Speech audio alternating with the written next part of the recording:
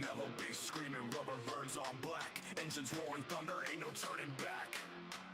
Beasts make a friction, sparks light the night. Track of war sounds, adrenaline takes flight. Metalheads moving, the trucks take the lead. Chasing that cloud through the chaos insane. Diesel hearts pumping, it's a high-speed game. Victory lap, gonna carve out the name. Rebels on my six, but my grip don't waver. Drafting wind sharp, every move's got flavor. Brakes don't squeal, they scream in heat. On the asphalt battlefield, where the fierce compete.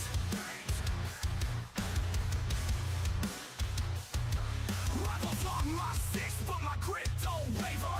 Drafting wind sharp, every move's got flavor. Brakes don't squeal, they scream in heat. On the asphalt battlefield, where the fierce compete.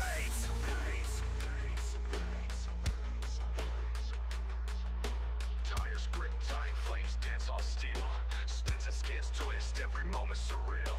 Checker flag whispers a siren's call. Only one metalhead lies above it all. Turbocharged fury on straights we fly. Nitrous things pumping, we touch the sky. Back grandstands buzz, saying our name. Each lap we caught ignites the game's flame. Metalheads moving, the trucks take the lead. Chasing that cloud through the chaos insane. Diesel hearts pumping, it's a high-speed game. Victory lap, gonna carve out the name. Wah!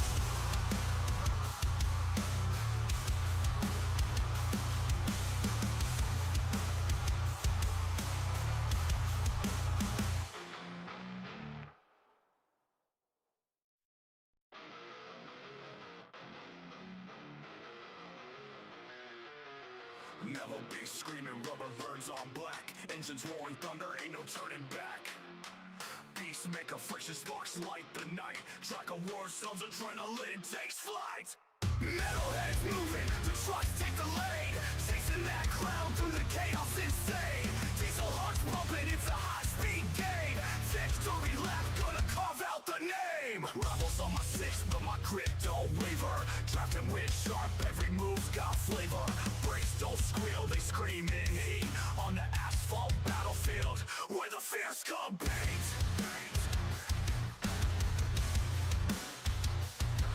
Rivals on my six, but my grip don't waver. Drafting wind sharp, every move's got flavor. Brakes don't squeal, they scream in heat. On the asphalt battlefield, where the fierce compete.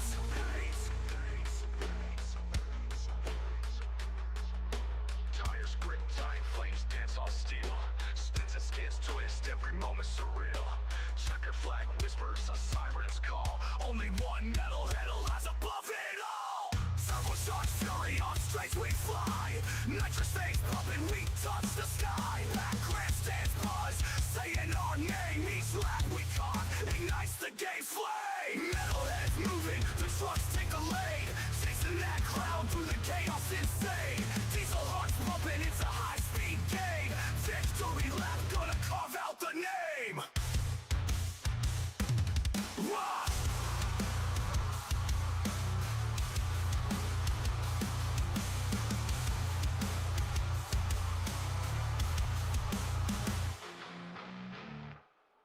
Woo! Ladies and gentlemen, boys and girls, welcome in as we get ready to set these drivers loose as the Johnny Johnson 200 here this evening with the Metalheads Truck Series gets underway here this evening. Their series is technically getting started here tonight, the first points race of the night for these drivers, and that means, we got to start it off at the beautiful Daytona International Speedway, the world center of racing here this evening for what's going to be an absolutely amazing start to the season here, man. No better place to be than at Daytona as we'll get ready for 80 laps of non-stop racing action, which is going to be absolutely insane. We're going to see some great racing. Obviously, when we come to these plate tracks, things are tight, things are very, very tense, and at any single moment, things can go wrong for these drivers in a quick instance. One mistake, one slip up not only could cost yourself, but could cost some of your fellow competitors a chance at racing and competing for the win here this evening. So you just gotta make sure you mind your P's and Q's. You make sure you don't make any huge mistakes, big moves, or ways to potentially take out any of your competitors. So this is gonna be an absolutely interesting one, as Ronnie says, truck night, let's go. You know it, Rodney. As Sean Arita says, hashtag Winker Nation in the chat. Hashtag Winker in the Nation in the chat right now if you guys are cheering on Mr. K-Dub here this evening. As Mr. Holler in the chat as well. Hey, it's Kev says, starting in the back, gonna chill till the important parts of the race. Hey, man, that is a great strategy. So a lot of these drivers, that's some of the strategies that they're gonna be playing here this evening. Obviously, you can run at the front. You can try to run as many laps as possible. You can try to be at the front, but a lot of times, being up there in that high-stress situation, a lot of times that's where the mistakes happen. A lot of times that's where problems arise. And you can get tied up, you can get tore up in a quick hurry, being up towards that front of the field, where a lot of drivers, they may want to sit back a little bit, hang out a little deeper in the field, let the race come to them. Let this race kind of unfold. Maybe some of the other drivers get wrecked out. Some of the other competitors may be too damaged to battle later in the race, because you can't win it if you're not there on that final lap. So you gotta make sure you're there. You gotta make sure that you are in that hunt for the checkered flag on the final lap or two, because that's usually when that move is made. It's usually the last lap.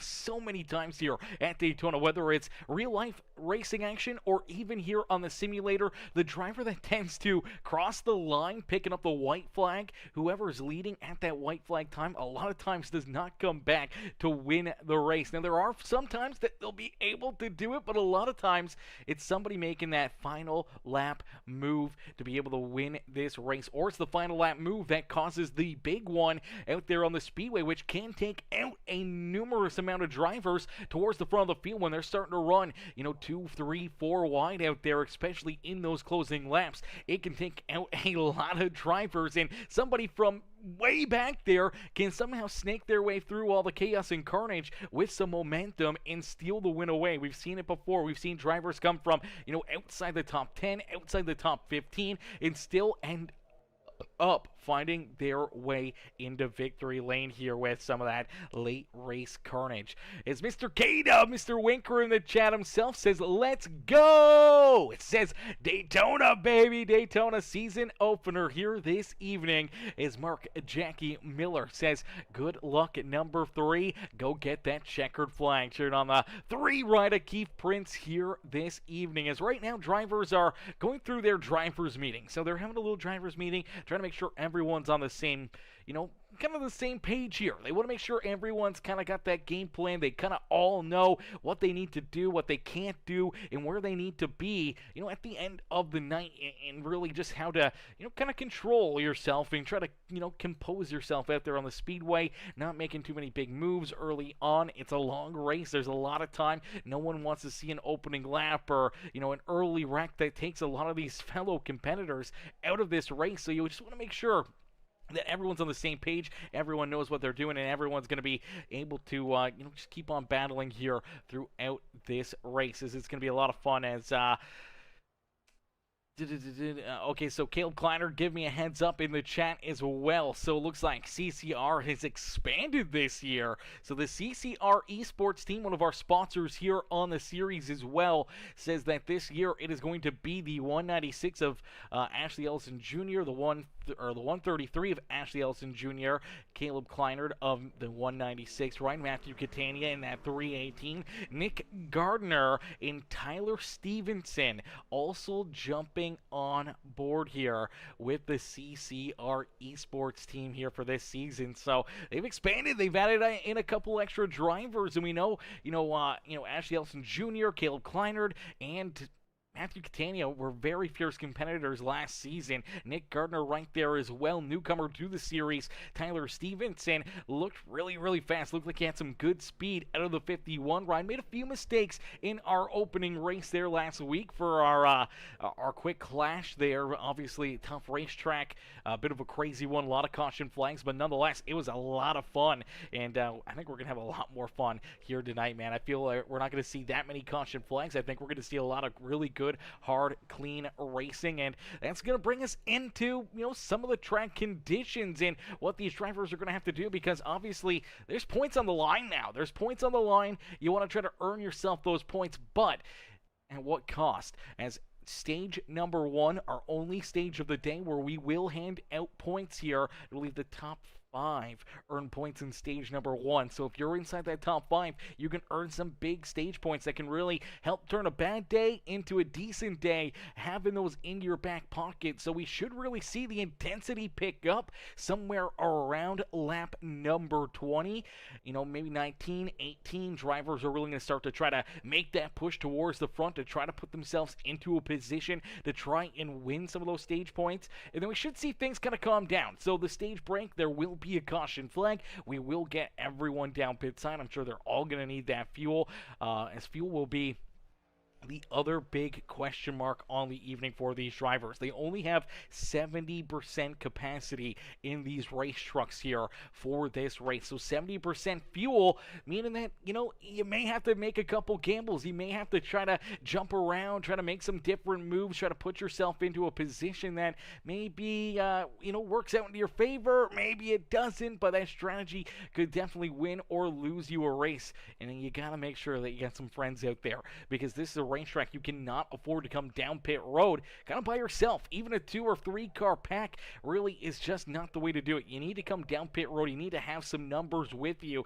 and the more numbers that you have coming down pit road is the more numbers that you have leaving pit road. Get back together, get that draft tight, and hope that you can beat the other groups or group back out onto the racetrack. Use your speed momentum to hopefully try to pass them, keep them back there behind you, and that's where we really see this race get opened up a lot. When it's a long green flag run, we see those green flag pit stops, the race can really get broken up. We can really start to see certain packs kind of split up and amongst each other here. So that's what we could see. That could be the way this plays out. Late race caution flag bringing everyone back together, though. That brings all that intensity level right back up. So it's going to be fun to see how these drivers are going to play out all of the strategy and try to play out everything that they need to do to try to put themselves into the winning situation. As Amanda Joy says, hashtag Winker Nation. Ladies and gentlemen, before we get rolling here, as they're still in their drivers meeting, what we want you guys to do right now, jump into the comments section here and let us know who you're cheering for. Who do you guys want to see pick up the checkered flag here today? There's a lot of fast drivers. There's a lot of tough competitors, man. It's going to be very racy, but we want to know, who do you guys think? Who are you guys cheering for? Who you guys want to see up and in victory lane here this evening? And let's see if we can get a poll going here as well. Let's see if we can get a nice little poll. How many cautions in the first stage here? 20 laps? I don't know. How many do we put in here? How many cautions in the first stage? Question mark. Okay, let's go with some different answers here. Let's go 0, 1 to 2, 3, 4. All right, there we go. All right, so we're going to start a new poll over there as well. Make sure you guys go and vote for the poll right now as well. What do you guys think here? Caution flags in this first stage. It's only 20 laps. Do you think we're going to have 0 yellows, 1 to 2 caution flags, or 3 or more yellow flags here in this first stage? Make sure you guys hop over there, jump into the poll. Let us know. What do you guys think? What do you guys feel will be the amount of yellow flags we'll have here in the first 20 laps of this feature event? As our warm-up session has concluded, that means it is time to go. Ladies and gentlemen, boys and girls, you came here for a show. Well, here you go as we'll get ready to set them loose. It's starting on the pole in the number 27. It is Nick Gardner who will start in that pole position. To his outside, one of our, Super Speedway ringers, it's Kevin Winker K-Dub who will start in position number 2. Starting in that 3rd spot on the Speedway in the 28, the stack up ride, that is a Nathan Somerville. To his outside in the number 31 is Paul Durkee. Starting in the 5th position in the number 91, it's Merrick Watchorn. And then in position number... see if we can get another angle at these guys. In position number 6, it's John Herbert in the Ridge Power Sports KR Gutters machine. Starting back in 7th, it is the number 12 ride of Michael Newman. Newman will start there in that 7th position here this evening. Caleb Kleiner will start back there in 8th with David Traylor Jr., Harold Rothery. Hopefully I'm getting that right, so I'm probably getting it completely wrong. Harold in Monster Energy number 2 ride. Starting back there, he's got David Traylor Jr. down to his inside. Matt Hayden and Matthew Catania rounding out our top 12 as we'll take a look at the rest of the field here, as there was a lot of fast drivers back here, man. John Salino, Justin Lawson in that Goat Patch Brewing Company number 20 ride. Starting back here, the 00 Nate Cogdell in that QH Designs Johnny Johnson Motorsports 00 ride. Deep in the field here with Keith Prince, Brandon Coleman, Rick LePage, the other Canadian out there on the racetrack, back there starting in about the 17th position.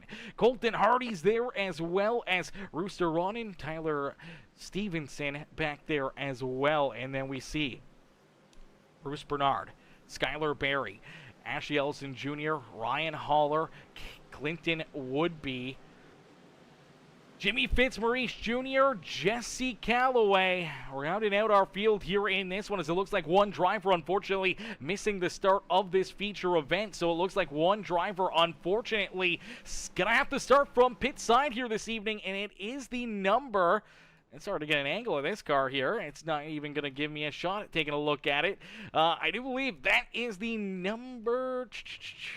there it is. That number 91 ride, Merrick Watchorn. Watchorn, unfortunately, will have to start from the pit road here. That's a tough spot to start, as out in front, beautiful number 27 ride, the beautiful number 42, Kevin Winker, Nick Gardner, our front row, ready to see that green flag fly here this evening. As we'll get them all stacked up, racked up, and ready to go, as Hogan Doy says 318, cheering on that 318 machine. K-Dub says should have a pull if the 42 will keep up.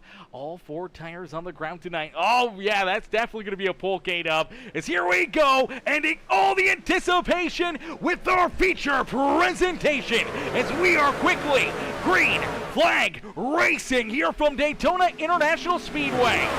Woo, baby! Ladies and gentlemen, boys and girls, it is on like Donkey Kong, as the 27 of Nick Garner will lead us down through 1 and out of 2. The inside lane getting a good run here. Good run, solid start to the day for that inside lane. And right now, Nick Garner pulling away, as he's got Nathan Somerville right there on his back bumper. You see these drivers there pushing, they're shoving as they get up to about max speed down the back straightaway. So now that we're up to speed, everybody is now on the edge of their seat. Everybody is going to be holding their breath here now for the next 20 laps until we see potentially our first caution flag of this race. And once we kind of get a little farther in, once we kind of get a little closer to that checkered flag, man, there's going to be a lot of drivers that are going to be holding their breath out there on the speedway, because one wrong move, one wrong bump, that wrong push could unfortunately send you around and cause the big one here at Daytona International Speedway here this evening. Is the outside lane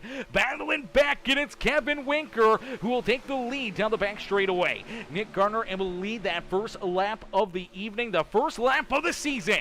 Goes that 27, but looking for lap number 2 is the number 42 of Kevin Winker, and the 31 of Paul Durkee. Jumped down to the inside lane. Here is that beautiful looking 31 ride, pushing the beautiful 42, but it looks like K-Dub gonna leave him high and dry. Jumps to the outside lane. It's gonna be a drag race back to the line, and it's the 31 of Paul Durkee who leads lap number 2 here this evening in that Get Grumpy ride. The beautiful looking machine here, man, that Goat Patch Brewing Company, number 31, now leads the way. As he sits right in front of Nick Gardner, it is Kevin Winker who's got that 87 of John Herbert right there on his back bumper. You see the 196 of Caleb Kleiner, another one of those CCR Esports rides right there inside the top 5, as now you see K-Dub gets the inside lane back open, jumps back down low. So Kevin Winker early on looks to have control of this front row now, so he's going to continue to kind of move around here.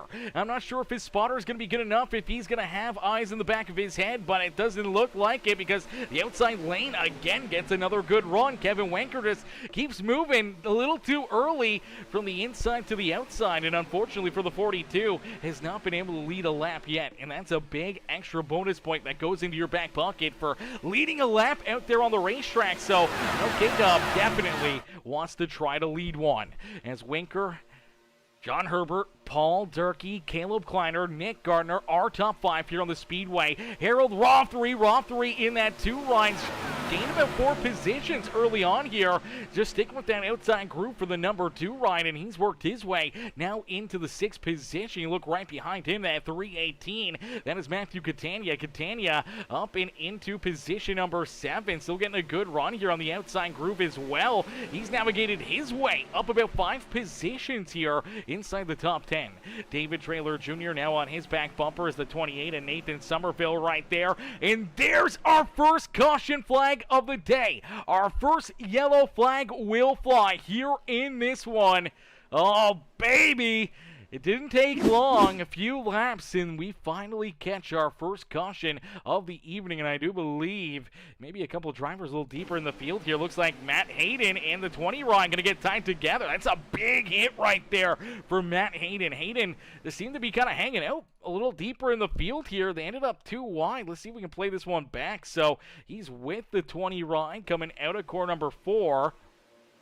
Looks like he's going to jump in behind Ash Ellison Jr., and it looks like the 20 ride just turns left here. I don't know what that was, but yeah, just turns left. Unfortunately, Matt Hayden already down to his inside. That's a early rookie move here out of the 20 machine. I don't know if he was trying to jump in behind the 133 and didn't realize that Hayden had already cut underneath of him, but nonetheless, there's contact. Hayden gets spun around. Big hit into the front straightaway fence here for Matt Hayden early on. That is not a fun spot to be. He was one of our drivers battling, competing for the championship last year, and obviously ended on a bad note. Came home second in that race, came home second in the championship hunt. And for Matt Hayden, starting this year off not on the best way possible here, obviously turning in and causing the first caution flag of the day. But here you go, taking a look at it, just not a lot he could do right there.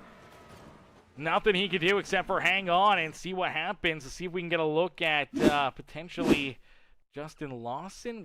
It was the 20 ride. Let me see. I don't see if I can. Okay, here we go. So let's jump on board here with Lawson. So Lawson coming out of corner 4 has Hayden behind him. Hayden at this point is now jumped down to the inside. And it just looks like, yeah, he's kind of turning down.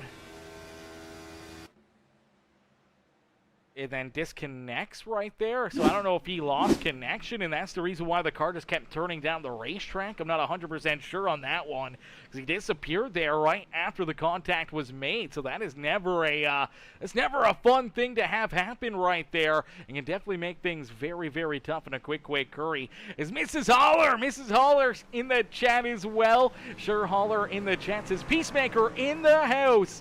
Yay, she says, have a great race. Ryan Holler cheering on Ryan here this evening, hoping for a big run there out of Mr. Holler, as I don't even know what number Ryan's running in this series.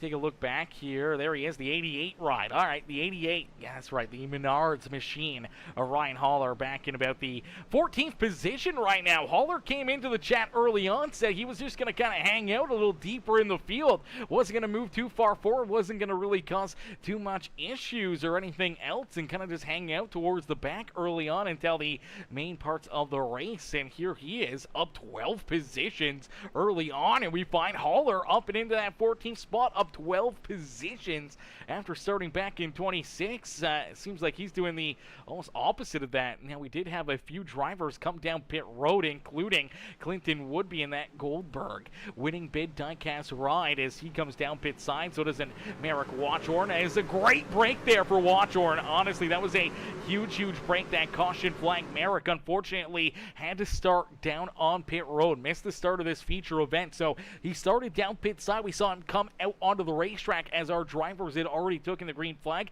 He did not have the draft. He was kind of a lone duck out there, and if we probably would have went clean and green throughout this whole 20 laps, he could have potentially went a lap down here early in this race, but that caution flag kind of saved him, brought him right back to the rear of the field, and now gets to continue battling here in this one as Jimmy Fitzmaurice Jr., Skylar Berry, we see Matt Hayden down pit road still as well, so a bunch of drivers electing to come down pit side. Obviously, Hayden's going to need to get some repairs done to his car, the 51 machine, that C4 Energy ride of Tyler Stevenson, also down pit side. Justin Lawson has rejoined this race. He is back out there. Unfortunately for Justin Lawson, he did lose the lap there. So I don't know if his steering wheel disconnected, and that's the reason why he kept going down the racetrack, or if he ended up losing connection to the server altogether. Let's see if we can get a look right here. He was given an EOL, but right there it is. All right, so you see this right here. So Justin Lawson dropped due to download packet loss. So I think the cause of that caution flag, now he is going to get an end-of-line penalty for causing the caution there, for causing that issue, but really it wasn't quite necessarily his fault right there. Looks like he had lost connection to the server. The car was already turning left, and it just kept going right there. And by the time it finally kicked him out of the server, it was already too late. He had already made the contact with that 5 ride of Matt Hayden. So if you're Matt Hayden, you can't really be mad about it. Obviously, you're not going to be happy about the contact, as early on you run into those issues. You get that damage. Not a fun spot to be, but really nothing that Justin Lawson could have done right there in that one. And we do see Jesse Callaway also down pit road here. Callaway only ran 1 lap here this evening, ladies and gentlemen. I'm not sure what's happened to Jesse Callaway's ride. He's still parked down pit road, but for the number 4 machine, that Sonic Graphic Designs Liquid Death machine, has been down pit side since lap number 1. It's not rolled back out onto the racetrack, so a heartbreaker there for that number 4 machine, as we'll get them all stacked up, racked up, ready to go back to green flag racing. As you guys did vote, I see a lot of votes in here. 71% of the fans in the stands here this evening said that we were going to see 1 to 2 caution flags in this first stage. Well, there's number 1 right there. That's our first caution flag. 1 more. You guys are going to be right on the edge of it. We'll have to wait and see, as 29% of you said 3 or more yellow flags in the first 20 laps of this race. Oh, baby. Hopefully we don't see that many this early, but you can never count it out. You can never count it out here, as no one went with 0. That was a good call. No one went with 0%. That's a bold move right there. I kind of thought for a little bit after we kind of got through those first 3 or 4 laps, we were going to see these guys stay clean and green throughout the rest of this stage, but nope, it looks like you guys were right. So chat, give yourselves a pat on the back, because here we go, back down through the Geico restart zone as the big 87 ride of John Herbert with the race lead. Great launch, great jump right there. He's got Caleb Kleinert right there with him. Kleinert trying to give a big push to that 87 ride, trying to get the inside lane rolling here a little bit sooner, as both sides actually start to pull away a little bit here. K-Dub Winker trying to stick right there with them, as Winker in position number 2 here. Didn't get quite the best launch, but the 31 machine of Paul Darkey, Paul right on his back bumper, really giving this 42 ride a run down the through corner 1 and 2 and down the back straightaway. Now they're going to need a little bit of help down through 3 and 4, and it looks like that help is coming, as here comes the 27 and Nick Gardner. He's going to get there. He's going to get to the back bumper of the 31 ride. The 28's right there as well, a Nathan Somerville, but it is John Herbert who leads another lap here at Daytona International Speedway. Is Mr. Eric Hardy as well in the chat, says let's go 97, baby, cheering on that 97 ride here this evening, as as Colton Hardy seems like Hardy's just kind of hanging out a little deeper here. I feel we see a lot of these Johnny Johnson Motorsports rides back here as you see them right now sitting back there kind of 3 in a row right there with Nate Congdell, the numbers 97 of Colton Hardy, and that 46 ride of Skylar Berry. So they're kind of taking it a little bit easier here, really not pushing the subject, as you do see. That is the 91 ride of Merrick Watchorn. Watchorn going right through the middle here. He was not holding back. He was ready to go. He wants to get to the front of the field, and for Merrick, he jumps up now inside the top 14. So that caution flag really helped out that car, man. That caution flag really helped out that number 91 machine, because this brought him right to life, man. And here he is, continuing to slice and dice, continuing to make some big moves here. And for the 91, he finds himself now inside the top 10. So Merrick Watchorn making some big moves out there, as here comes that Johnny Johnson Motorsports number 3 machine. Keith Prince trying to work his way up inside the top 10 now as well. The 3 ride right there, ready to make some moves, as out in front it's still John Herbert and the number 196. Looks like Kleiner finally jumped to that outside lane just in front of Kevin Wenker. We'll have to wait and see if Wenker can find his way back to the front row here. I know Wenker tends to love to be up there at the front in leading a lane, so we'll have to see if he can keep it going, as Justin Russell says 318 is charging. Oh man, they are all charging, man. These guys know what's on the line. They know what's at stakes here. The bragging rights and the just being good, being safe, being happy about your points after the first race of the season really sets the tone, as we see another big move out of Merrick Watchorn.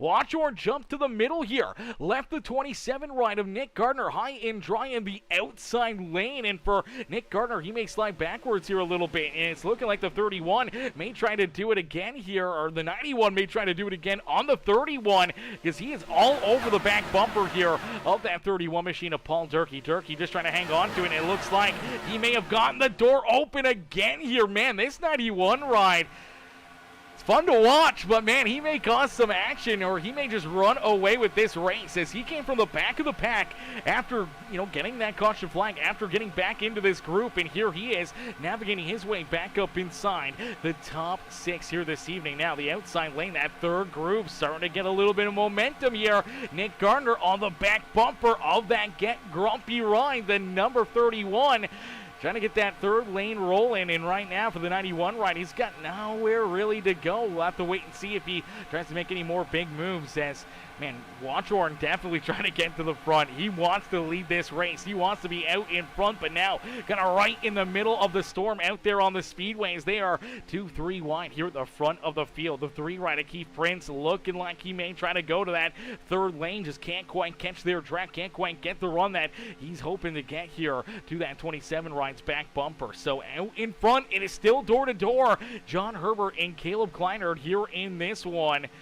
Some drivers elected to move backwards, other drivers wanting to go forwards here, and now we start to see them getting that third lane a little bit more organized, a little bit more rolling here, and let's see if that 31 machine can work his way up to the point here using that outside lane. Can Nick Gardner push him to the front of the pack here in this one? It's going to come right down to the end of this stage to really see who's going to be able to pick up the first stage win of the season.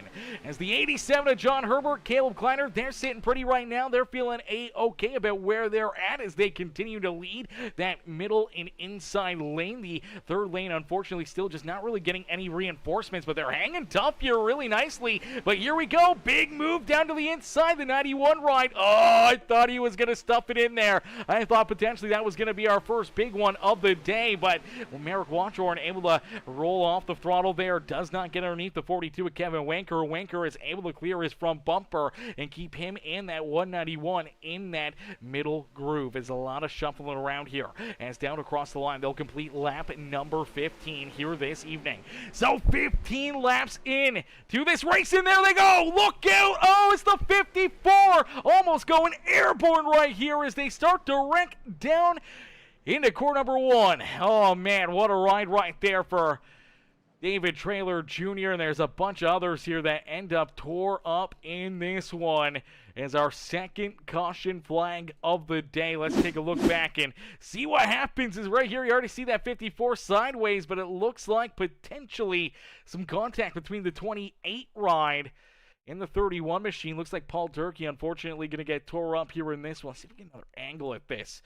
So if we watch Durkee here on the outside groove, they head down through the tri-oval. He's trying to get a good run, still trying to hang out here, and watch the 28 ride right here. Pushes up the racetrack right there.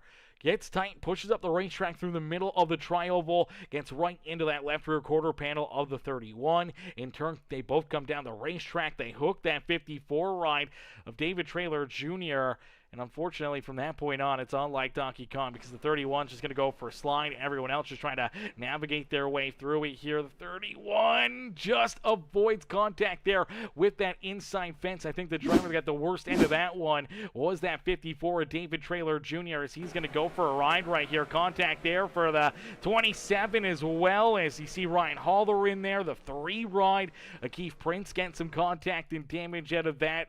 Nick Gardner obviously getting some good damage there as well. As didn't take much. That's all it takes. That one little bump, that one wrong move, and it can send a lot of these drivers packing for the night. And unfortunately for this 57, man, just wrong place, wrong time is some big contact here. And we're going to watch this 54 right here go almost airborne. Look at this thing. Oh, it's up on 2 wheels.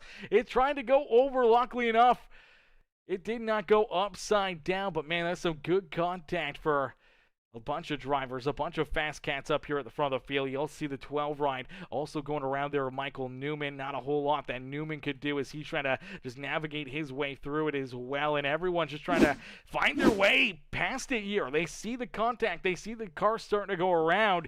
And for a lot of these drivers, it's all about just trying to squeeze your way through there. And a lot of them end up just getting ran over, more contact, more issues. And unfortunately, quite a few tore-up race trucks. You do see Skylar Berry ends up getting a big piece of the 12 ride right there as well. So, unfortunately here, tore-up race trucks. I think that's going to bring a lot of them down pit side, and pretty much everybody will come down pit road except for John Herbert. Looks like Herbert is going to stay out. So isn't Rooster Rodden.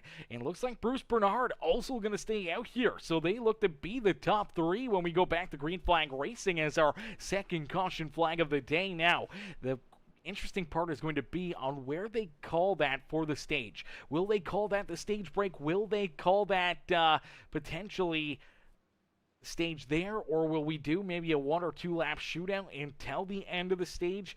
We'll have to wait and see how they kind of play this one out, as the 42 rider Kevin Winker looks like he's going to be the first car off of pit road. Harold Rothery will come out in 5th. Merrick Watchorn back there in 6th. Caleb Kleinert, Brandon Coleman, Matthew Catania, and Jimmy Fitzmaurice Jr. will round out our top 10 when we go back to green flag racing. Clinton Woodby, Ryan Haller there in 12th with Ashley Allison Jr., Nate Cogdell, and Tyler Stevenson rounding out our top 15. Colton Hardy, John Salino, Paul Durkee back there in the 18th position with Michael Newman. Nathan Somerville down in 20th as Nick Gardner still down pit road. Obviously, Gardner looking to get some big repairs done to this 27 ride. I actually hate Daytona for this reason. Sometimes they do not give you a good look, a good angle at it. As you do see Rick LePage and Skylar Berry able to get out there. There goes Justin Lawson. That's a big break for Justin Lawson right there, as I do believe for Lawson, that's going to give him the wave around. The lucky dog back on the lead lap as Nick Gardner, David Traylor Jr., Keith Prince, Matt Hayden, and Jesse Calloway, who has been down pit road pretty much all night long. But for Matt Hayden, back down pit side as well. I do believe for Matt Hayden, he is also scored as a lap down right now as well. So tough spot to be if you're Matt Hayden or any of these other drivers parked down pit side. You want to make sure that you can get out of the pits here, hopefully not lose a lap, and keep on rolling here in this one. So here comes David Traylor. Nick Gardner is going to have to go here in a quick hurry, or he may lose a lap here in this one. There he goes. He's got to get out before the pace truck, and looks like he's able to beat it just by a little bit. Down that bottom right is that pace truck. So for the number 27, just able to beat our race leaders back around, as we will see Bruce Bernard also down pit road here. So Bruce, actually I don't know what happened to Bruce right here. Looked like Bruce had come down pit road, and it looks like he has gotten a black flag as well. So, black flag pass-through penalty here for Bruce Bernard, and I do believe things are going to get worse for him. He looks to find his pit stall, and I believe for the 17 ride, he misses his pit stall here. He went too far, and unfortunately isn't even able to make that pit stop. So a tough break there for Bruce, and he's got to do a pass-through penalty. So is in the 28 and Nathan Somerville and Rooster Ron, and caught speeding down pit road. And John Herbert, one of our early race leaders, caught with a black flag, as well as a lot of drivers elected to come back down pit road. But for a lot of these cats, they're going to have a bit of a tough time here in this one, as Mrs. Holler says, come on, Holler, number 88, sitting good early. It is early. It is still a lot of laps left to go here, but I do believe it may be a one-lap shootout here until the end of this stage, so we'll have to wait and see. They may have called it there with that caution flag. They may have continued it on until the completion of lap number 20. I'm not sure how they're calling it this season, if it'll end on lap 20 no matter what, whether or not it's under yellow or green, or if it's a one-lap shootout, or even if this was the completion of lap number 20, if they would call it here as well. So I'm not 100% sure on what the game plan is, but nonetheless, here we go. We're going to get ready to go back to green flag racing. We're going to get ready to go to battle again in this one, as Kevin Winker officially out in front, leading some laps here in that Muehlberger Custom Homes ride. The Winker Nation machine ready to rock and roll is down through the Geico restart zone. They will get the green flag. Big restart right there for that 42 ride, but the 2 machine on the outside of Harold Rothery able to time it right. Looked like maybe a little bit of tire spin into that 42 of Kevin Winker, maybe getting too good of a push from the 91 machine. May have jacked that rear end up a little bit where he wasn't really getting the best traction that he needed, but it is Kevin Winker who will lead us down and out of quarter number 2. So K-Dub out in front of that 91 ride. Merrick Watchorn, he's looked very, very good all evening long, man. We watched him slice and dice his way through that field and up inside the top 5 before that caution flag. So for the 91 ride, looking strong here this evening with the 2 machine. Harold Rothery right there in position number 2, trying to roll that outside lane. He's got the 11 of Brandon Coleman right there with him. As here comes Clinton Woodby, the 0-0 ride, and Nate Cogdell right there as well, as down across the line. They will complete lap number 20, so I'm not sure if they will call that the completion of the stage or not, or if they would have went with the previous caution flag, but we're not going to see a yellow fly here in this one. So we're going to keep it clean and green. We're going to keep on battling, as we do see a few of our drivers having to serve their black flag penalties. It's John Herbert down pit road serving his penalty here, and unfortunately for both John Herbert, Rooster Rodden, they are stop and goes here. So they got to hold down pit side as well. This will more than likely put both of these drivers a lap down here this evening. That is a heartbreaker there for them. Bruce Bernard still has to come down pit side. So doesn't Nathan Somerville. As here comes Somerville. He's headed down pit road. He's going to make his pit stop here and serve his penalty. You just cannot get a compounding penalty. Cannot end up with another one. So you got to make sure you get that penalty clear. Bruce Bernard still has to make his way down pit road as well. So the 17 ride of Bruce Bernard with a black flag as well does have to make his way back down pit road. And for John Herbert, man, he's still down here. There goes Rooster Ron, finally able to get cleared, able to finally roll out of the pit. So his black flag is gone. Unfortunately, he is a lap down. It may be at risk of falling another lap down here if he doesn't get any drafting help. John Herbert, unfortunately, still down pit road, so he may have been caught speeding a couple of times here. He may have gotten a couple of penalties here down pit road, and for the 87 machine, this is a heartbreaker for him. He's finally able to get going here. Nathan Somerville still down here as well. He's got his hold, and here comes our race leaders, which will put that number 28 a lap down. And unfortunately for John Herbert, he will fall 2 laps down there with that penalty. For a driver that led laps early in this race, that is absolutely heartbreaking, man. That is going to be so tough to battle back from. That's going to be so tough to get back into this action, as right now there's still a few drivers that are matter, one lap down. Matt Hayden will get a lucky dog and get back on the lead lap before we will see another lucky dog go back here behind him. Rooster Ron will also earn one unless he falls 2 laps down, and John Herbert can work his way in front of him. Nathan Somerville able to just leave pit road here. He's trying to keep himself only 1 lap down, but it's going to be very, very tough to do as our race leaders are heading down through the tri-oval as the 2-rider Harold Rothery. Rothery has the race lead here, so he leads the way. The 91 Americ Watchorn right there on his back bumper as K-Dub rolls that outside lane, and there we go. The 28 ride will fall 2 laps down as well. So a tough break right there, and man, those penalties, they are heartbreakers, chat. You cannot have a problem. You cannot have an issue and put yourself into a position to lose all of those points in all of those positions and put yourself into a possibility that you may never get those laps back here in this race. So there's 2 drivers 1 lap down right now. It's Matt Hayden and Rooster Ron, and for Hayden, he is in the lucky dog position. As long as he doesn't get tied up or a part of the next caution flag, then the number 5 ride would work his way back on the lead lap. Rooster Ron, unfortunately, back here, he's potentially at risk of going 2 laps down here in a quick hurry as he's all by himself. No drafting help, no one there to kind of help push him around the racetrack, and right now he's running about 3 seconds, almost 4 seconds slower a lap than our race leader. So they're catching up to him in a quick hurry, and that could make things very interesting here for the drivers at the front of the field when they start to run into that lap traffic as they're out on the speedway, whether or not they stay in the inside lane or they jump to the outside lane. Once you start to get a little bit more 3 wide and you're starting to run into some of that slower traffic out on the speedway, it really makes things tough in a quick hurry, as we do see Bruce Bernard headed down pit road here. So it looks like Bruce finally headed down pit side as well. He'll serve his black flag penalty here, and that's another driver that will at risk of potentially falling a lap down or potentially even multiple laps down here in this one. So for the JMB Lawn Care ride, going to be a tough day for him here as he'll come down pit road and sees the rest of the field pulled away from him, as out in front it is Harold Rothery in the 91 ride, able to finally get to the front row here, and it looks like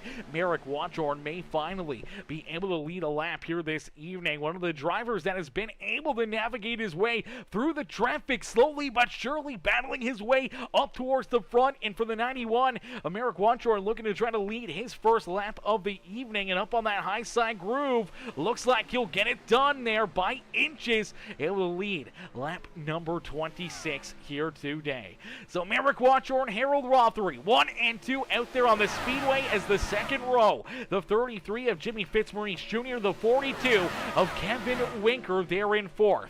And look who's in 5th. It is that Menards number 88 of Ryan Haller. Haller up inside the top 5 now this evening as well. He's got the 0-0 of Nate Cogdell there to his outside with the 11 of Brandon Coleman there as well.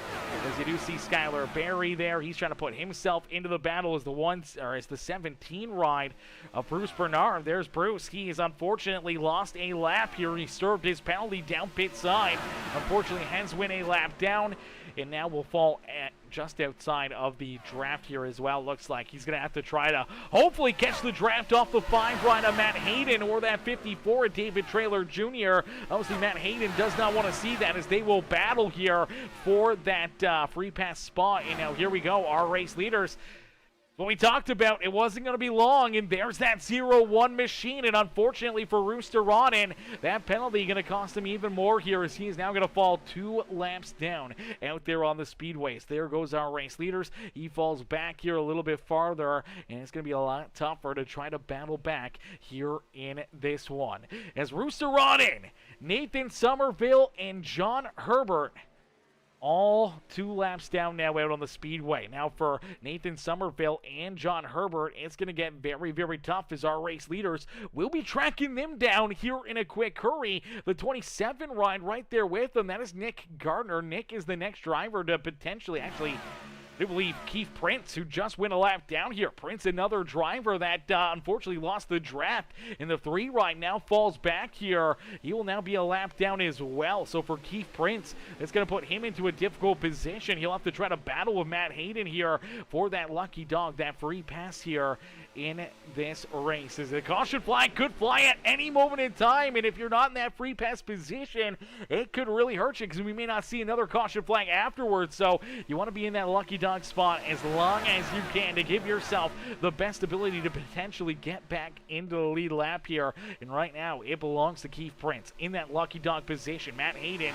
right there behind him. But we look forward here, and we see drivers like Nick Gardner. Gardner kind of getting lined up now with the 28 ride of Somerville and that 87 of John Herbert. Unfortunately for Nick Gardner, he had lost the draft as well and wasn't able to stay with that lead pack. So for the 27 ride, who looked really strong early on, was up there at the front of the field, was battling for the race lead in the 27 ride, now at risk of potentially being our next driver to lose a lap here this evening. As you do see a couple of his teammates, the CCR rides back here a little deeper in the field. That's the 196 of Caleb Kleiner, the 133 of Ashley Ellison Jr. Looks like they're just kind of comfortable here in the back. As here we go, there's contact, look out, oh baby, there it is, caution flag back in on the speedway. Yellow flag, and it looks like John Salino gonna get tied up here in this one, and I do believe Keith Prince also getting tied up in this. So our, third caution flag of the day now, third yellow flag now on the speedway. And I do believe it's gonna be the 3 of Keith Prince in the 10 ride. Right here, actually, there's contact in front of them. Oh, that's the 11. Oh, baby, look out. This is some of our front runners again, and this is what we talked about at the top of the show. Sometimes being at the front, not always necessarily the best place to be out there on the speedways. Kevin Winker had the race lead, and it's the outside lane right here. Nate Cogdell pushing the 11 ride of Brandon Coleman, and they start to get a little squirrely right here, and it kind of just loses the front nose for the 00. And that's kind of where things get a little broken up. So we're going to see the 00 of Cogdell is going to get into the back end of this 11 ride. Right about there, and then it's just going to get the 11 kind of bent out of shape, and the 00 is going to shoot down the track. Down into the 33 right here of Jimmy Fitzmaurice Jr. Jimmy has nowhere to go. Gets tagged, gets turned up the track. He, in turn, gets in the 11 truck here. Unfortunately for Brandon Coleman and Nate Cogdell, they end up facing each other nose to nose here down the front straightaway, and that causes a bit of a chain reaction back behind them, as I do believe Keith Prince is going to get a good look at this one. He's kind of falling through here. He sees it happening. He tries to jump down to the inside, and unfortunately as he does, he just cuts down the track and in front of John Salino, and it's just going to drive him and Salino down the speedway, and I believe both drivers are going to potentially look like maybe they got black flags. Looks like they may have been cleared because they both end up entering pit road here, but it's just to avoid the caution. And man, it's a tough break here for John. Tough break for the 3 ride of Keith Prince. Prince was in that lucky dog position, but I do believe getting tied up in this caution flag for the number 3 ride, he will not be eligible here for that lucky dog, as they'll both roll down the run straight away. Man, tough break here for John Salino. Heavy contact there for him. Heavy contact for the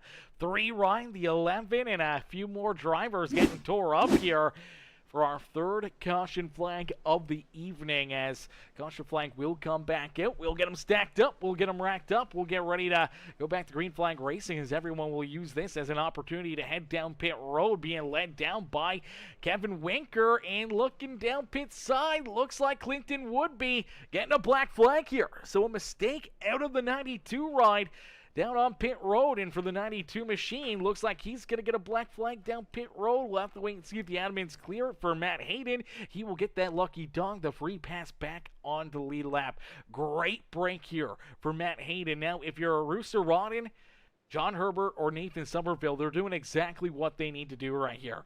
Each of these drivers find themselves 2 laps down in this race, and they need to try to find a way to get back into this one. So each of these drivers are going to take the wave around here. So they're not going to come down pit road. They're going to take the wave. This should get them a lap back, but the thing is they are going to have about 12 laps less of fuel than our race leader. So having that huge hit on gas could definitely force their hand if we go another 10, 15 laps of green flag racing. after this caution flag, then they're going to have to make an additional pit stop during green flag racing, and that could cause them to go another lap or 2 laps down here, especially if there is another untimely caution flag. So it kind of puts them into a tough spot. If they catch an early caution flag after this yellow, then it can really help them out, can really get them back into the battle here for potentially some of those free passes and lucky dogs to get themselves back into the action. Zhao in front, leading the way here. Quickest out of pit road is that 2-rider Harold Rothery. Rothery will have the race lead with Skylar Berry in position number 2. So the QH Designs Johnny Johnson Motorsports ride will come out in second. Justin Lawson there in third with Kevin Winker falling back to 4th. Merrick Watchorn, Paul Durkee, Tyler Stevenson, Jimmy Fitzmaurice Jr., Matthew Catania, and a bunch of these other drivers rounding out our top 10. But we are going to see a few more drivers like to come back down pit road here. So we do see Tyler Stevenson, Matthew Catania, Michael Newman, Caleb Kleinert, Ashley Ellison Jr. So a bunch of the CCR rides coming back down pit road here, making sure they get topped up on fuel and wanting to make sure that they have that extra little bit. Every drop may matter here late in this race, especially if we stay clean and green. As there we go, we will see our lap down drivers get the wave around here. So we will see Rooster Rodden, John Herbert, Nathan Somerville all get the wave here, all getting at least 1 lap back in this race. So good break for them, as we'll see if they can try to use that to their advantage, as we'll get them all stacked up, racked up, ready to go back to green flag racing here in this one after a quick little word here from our sponsors over at Johnny Johnson Motorsports.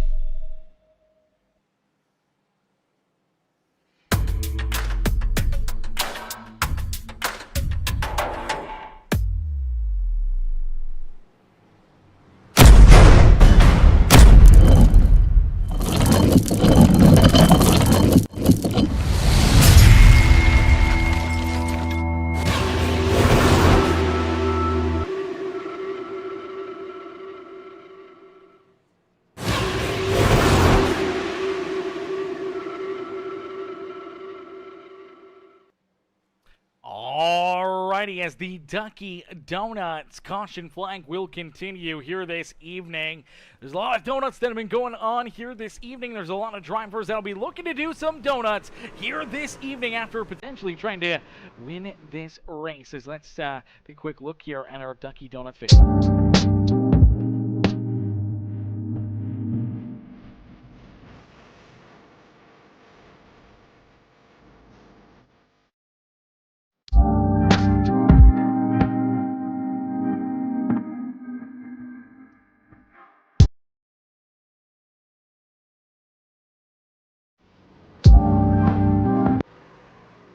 Alrighty, shout out there to Ducky Donuts being our caution flag sponsor here this evening, and a huge shout out to all of our amazing sponsors, including Johnny Johnson Motorsports here as the Johnny Johnson Motorsports 200 here, our season sponsor here on the year. Man, we can't thank Johnny Johnson Motorsports enough for being a part of the show, being a part of the amazing action here this season, as we'll get them all ready to rock and roll. The lights are off the official iRacing pace car, so we will get ready to go back to green flag racing. As Sean Rita in the chat says, go Winker, cheering on K-Dub here this evening. Ladies and gentlemen, boys and girls, jump into the comment section right now. Let us know who you guys are cheering for. Who do you guys think will find victory lane here this evening? Who do you think will get the dub here in this one? As we'll get ready to set these drivers loose, we'll get ready to go green flag racing in just a couple more moments, as the pace truck gonna get ready to shoot down to the inside to pit road here as Mrs. Holler says, love the donut. She says, love the donuts. Yeah, man, who doesn't love a nice, beautiful donut? Now, I'm from Canada. You know, I'm a little bi-partial here. Obviously, I'm a huge fan of Tim Hortons. So, you know, a Tim Hortons donut and coffee, a nice double, man, that will definitely, you know, brighten up your day in a quick hurry, especially if you got a Canadian maple.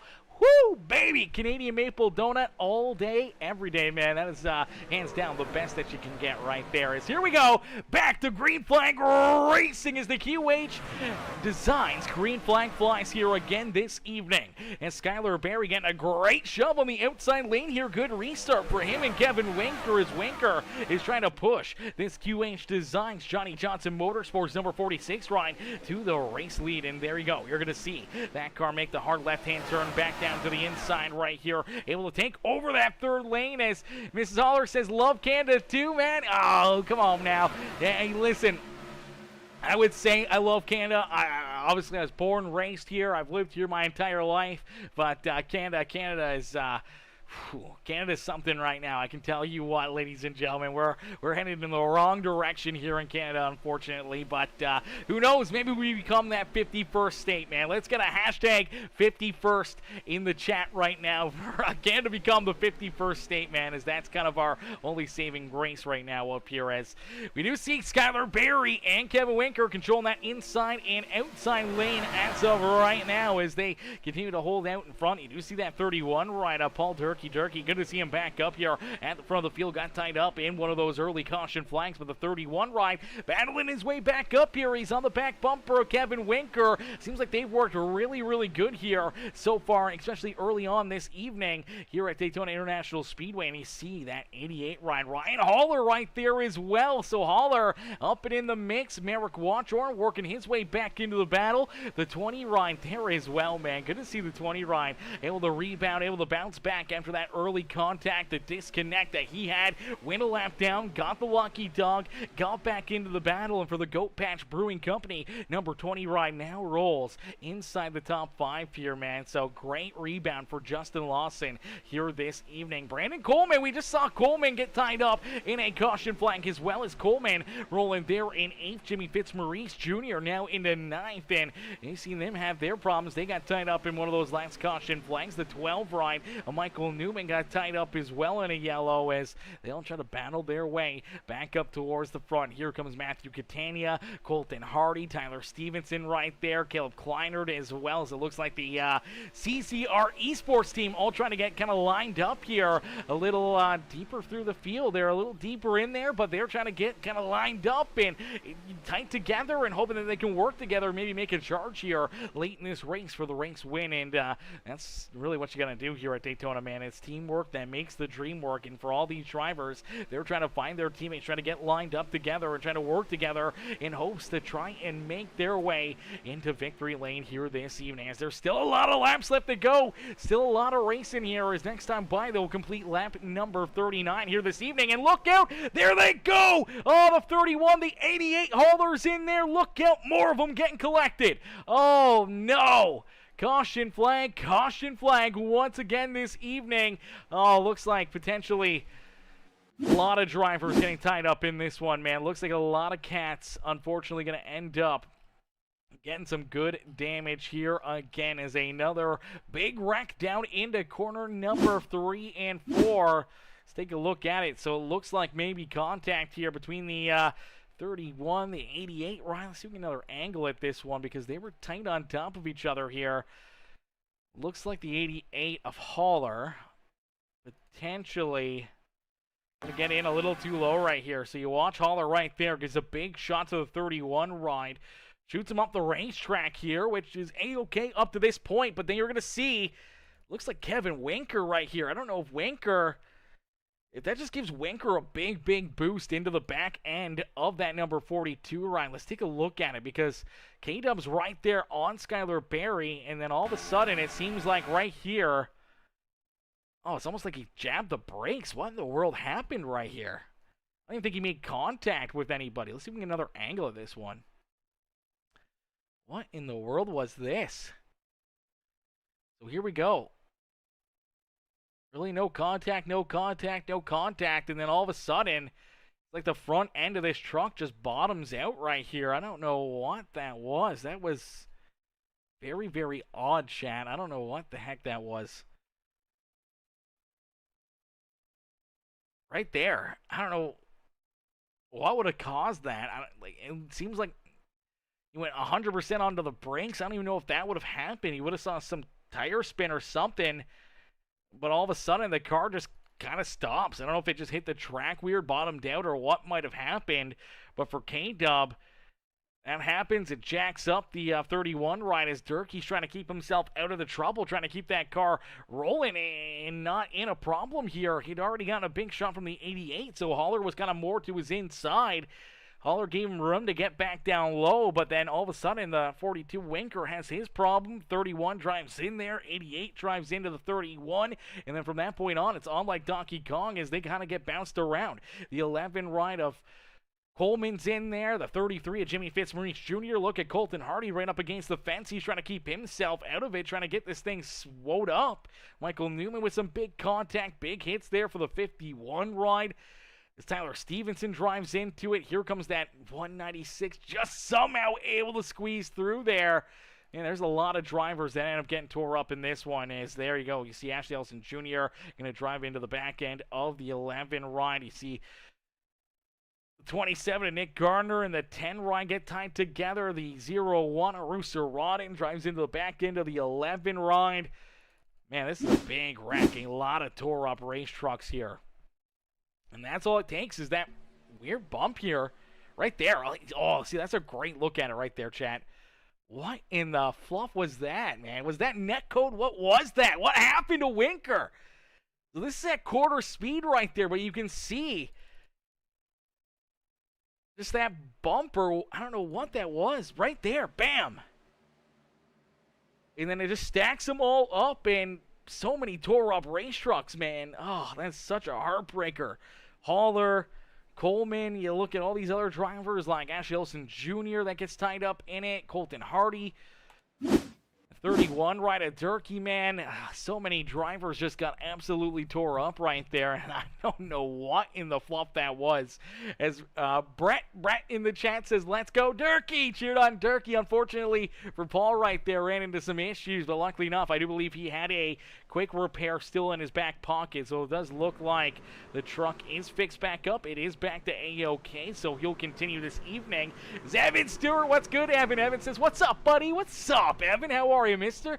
How you doing this evening? Good to see Mr. Evan up in the chat as well, as you do see the 11 ride parked down here just on the exit of pit road. Looks like he will get rolling.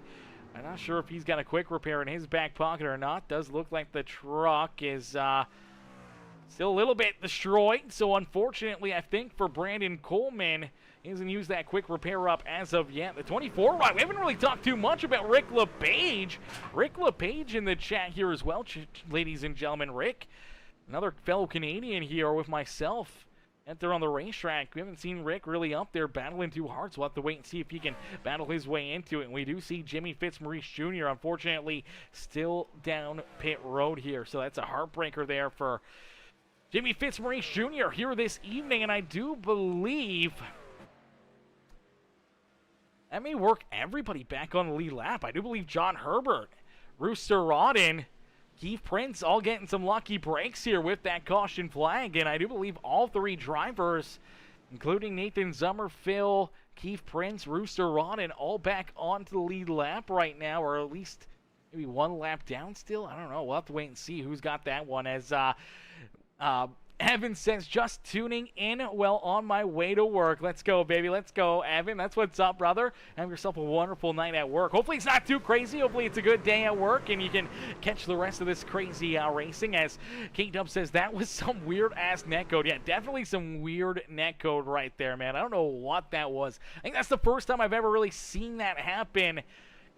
I mean, I think I've seen it happen before. I feel like we used to have a couple racetracks that would happen every once in a while. It was almost like iRacing put a pylon, like a cement pylon in the middle of the racetrack, and bam, there you go. It just kind of stopped you, turned you around, put you upside down, whatever it may have been, especially on the dirt tracks, but not here on pavement too often.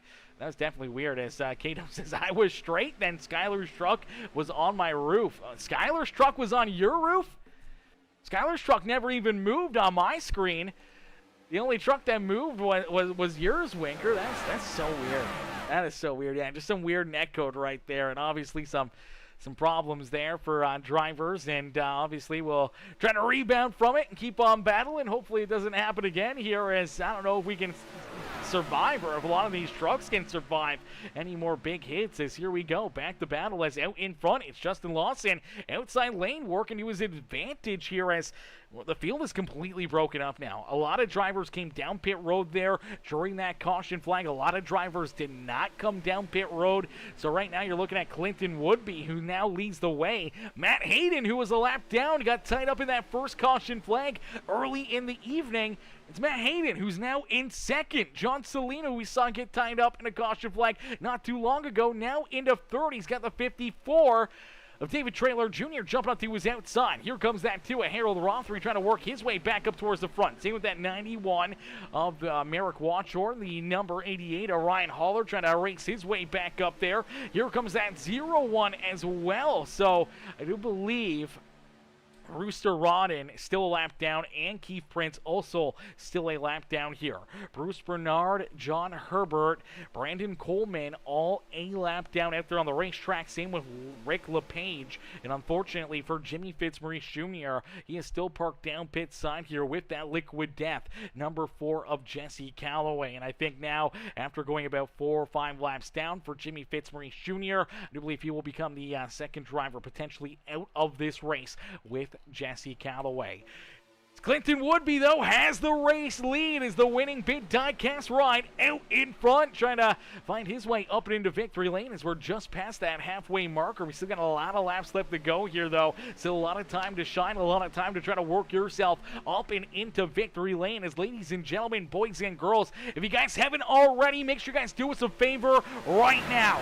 Hit the like button on the stream for us right now. Hit that thumbs up button, like the stream. It helps push it out a ton. Just giving it the thumbs up, man. All you gotta do, hit the like button on the broadcast. It should be just below the screen. If you're not full screen, should be right below it. Just the thumbs up button real quick helps us out a ton. Jumping into the comment section as well, jump into the live chat, drop a comment, let us know what you thought of the race, what you think of the broadcast so far, and let us know here potentially who you're cheering for, who you want to see up in victory lane here. As Gristo in the chat says, here we go, number 3, here we go. He says, here we go, that 3 ride. Keith Prince unfortunately still a lap down, but for Prince, sitting pretty here. He's just a little bit outside of that lucky dog position. It'll be interesting to see if Prince can battle his way back on the lead lap and back into contention here this evening. As out in front, Clinton Woodby will lead lap number 46 here today. So our opening race, already some craziness, some chaos, a little bit of netcode issues, and obviously a lot of tore up race trucks, but man, it is not over yet. We still got a lot of time, a lot of trucks, and potentially a lot more carnage here this evening before our checkered flag gets displayed as the 92 of Clinton Woodby leads us down the back straightaway, nice and easy. David Traylor there to his outside. As Matt Hayden and Justin Lawson, we saw those two, they got tied together. They'll bring out that first caution flag as the 20 ride had lost connection to the server. His truck virtually driving without him down the front straightaway and through that tri-oval, came down the track into the 5 of Matt Hayden, causing some big damage and going a lap down early for that Razor number 5. So for Matt Hayden to be kind of back into the battle here alongside that number 20 ride, it'll be interesting to see if there's I don't think there's gonna be any bad blood. Obviously just the connection loss there for Lawson sucks, but I know he may be a little bit more cautious around the 20 right now in case if that happens again, because if it does, it may take Matt Hayden out of this race. As Michael Newman, John Salino right there in that third row. Back in the fourth row, we see Harold Rothery and Merrick Watchorn back there in 7th and 8th. Back in row number 5 here on the racetrack is that number 91 of Watchorn and Colton Hardy. Then we see Ryan Haller right there as well. So Haller down to the inside of the 97. Here comes Skylar Berry in the 46. That 318 of Matthew Catania trying to race his way back up towards the front here. I know Catania definitely does not want to hang back back, even though some of his teammates are a little deeper in the field now. He's definitely going to be trying to think about himself, wanting to put that 318 right back out in front, knowing that he wants another big race, another good race here for that 318 machine to get his season off to a hot start after winning last season's championship. He wants to go back-to-back here in the Metalheads Truck Series and looking to try to win here tonight in the Johnny Johnson 200. So the 318 sitting there in about the 11th position, just outside the top 10 is K-Dub Kevin Winker. A little farther back here is that's a bunch of lap cars right here behind these guys. So right behind our top 10, that's where you do see Bruce Bernard, the 3 right of Keith Prince, the 87 of John Herbert. That is the battle right now for the free pass position.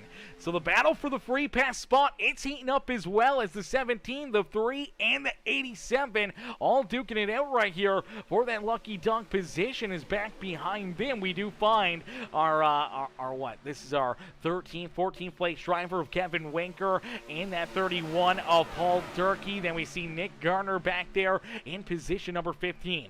Caleb Kleinert in 16th with Nate Cogdell, Ashley Ellison Jr., Tyler Stevenson, Nathan Somerville. Unfortunately now losing the draft for the 28 riding for Somerville. He's back here a little deeper. He may be at risk of going a lap down again this evening as he sits there in that 20th position.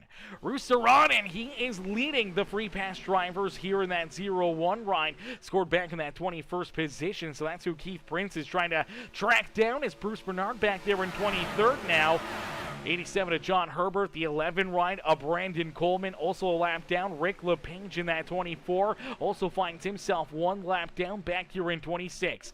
For Jimmy Fitzmaurice Jr., he's back into the action. He's rolling back out here again. Unfortunately for Jimmy Fitzmaurice Jr., he is about 5 laps down here. So a tough break, tough position there for the 33 ride, and Jesse Calloway since lap 1 has been parked down pit side. As down across the line, they will complete lap number 51 here this evening from Daytona International Speedway. It is the Johnny Johnson Motorsports 200 here for the Metalheads Truck Series season opener. Ladies and gentlemen, boys and girls, 51 laps into this race. Next time by the start finish line, it'll be 28 laps left to go before our checkered flag here this evening. Buying some additional laps with NASCAR overtime, that's always a possibility. But with about 58 laps left to go here in this race, we're going to jump into a quick Peacemaker Gaming Crank It Up. So ladies and gentlemen, boys and girls, we want you guys right now to crank up that volume and cheer on your favorite drivers as we crank it up here for the first time this season here in the Johnny Johnson 200.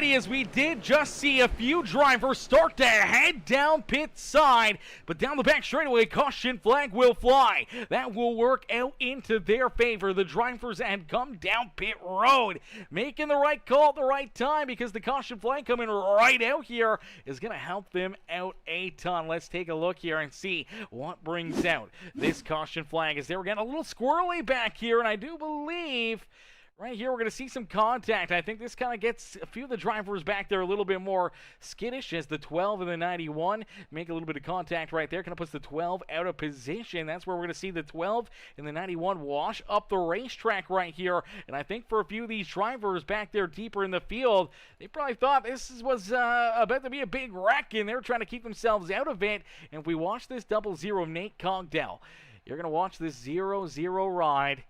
He's trying to get checked up. He's trying to keep himself out of it, but he's got the 318 right on his back bumper. Him and Catania get tied together. Here is the 0-0 trying to get checked up. That's going to shoot the 0-0 down into that 3 right. Nick Gardner is going to drive right in there and right underneath of that 0-0 ride. You see Catania is going to end up getting clipped here as well, as the 3 right of Keith Prince goes around. You're going to see Ashley Ellison Jr. get a big piece of him. Big contact there as well for the 196 of Caleb Kleinert, and I do believe you are going to see that 318 of Matthew Catania end up making good contact here with the outside fence. So a bunch of the CCR esports rides all getting tied up here in this one, with Catania, Nick Gardner, 196 of Caleb Kleinert, Ashley Ellison Jr., all these guys getting a big piece of it, man. That is going to put a bunch of these CCR cars kind of at a disadvantage right here. You're going to see right there's contact between Ashley Ellison Jr. and that 196, and obviously some big hits back here deeper in the field. A lot of these drivers just trying to stay out of it, but there was a lot of drivers that had already come down pit road, including Paul Durkee, Ryan Haller, John Celino, David Traylor Jr., Justin Lawson, Harold Rothery, had already made green flag pit stops. They were down pit road as this caution flag was thrown. So that is going to, in turn, put them now at the front of the field. So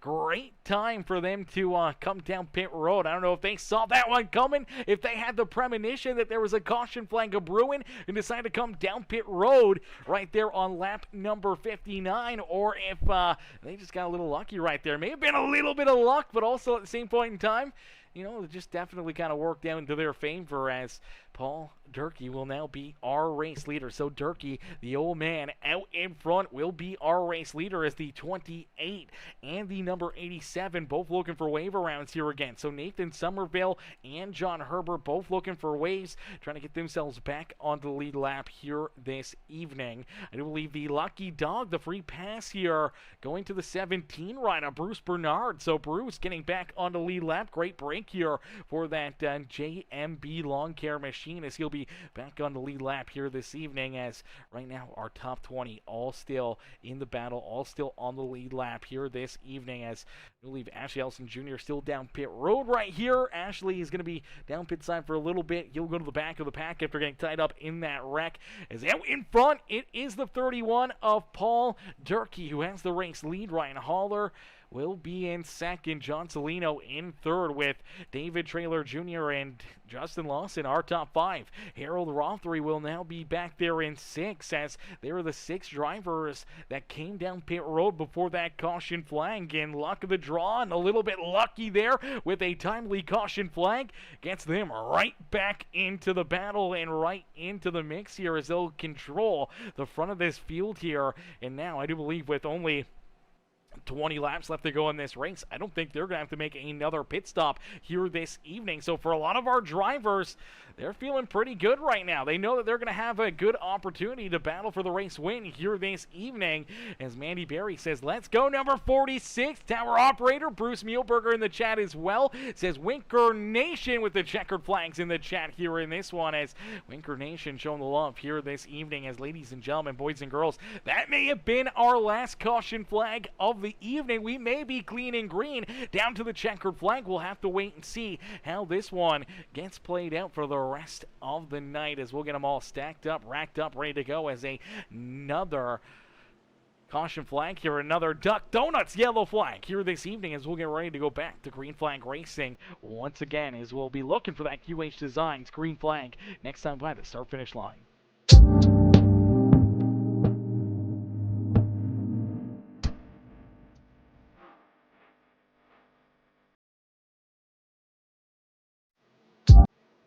Alrighty, as here we go as Bristow says rookie driving out of the 0-0. I mean, I don't know if it was rookie driving. I think it was more or less just seeing some contact in front of them and rolling into the throttle. I mean, sometimes it's better to be safe than sorry, not wanting to get pushed into an accident and obviously causing the accident right there.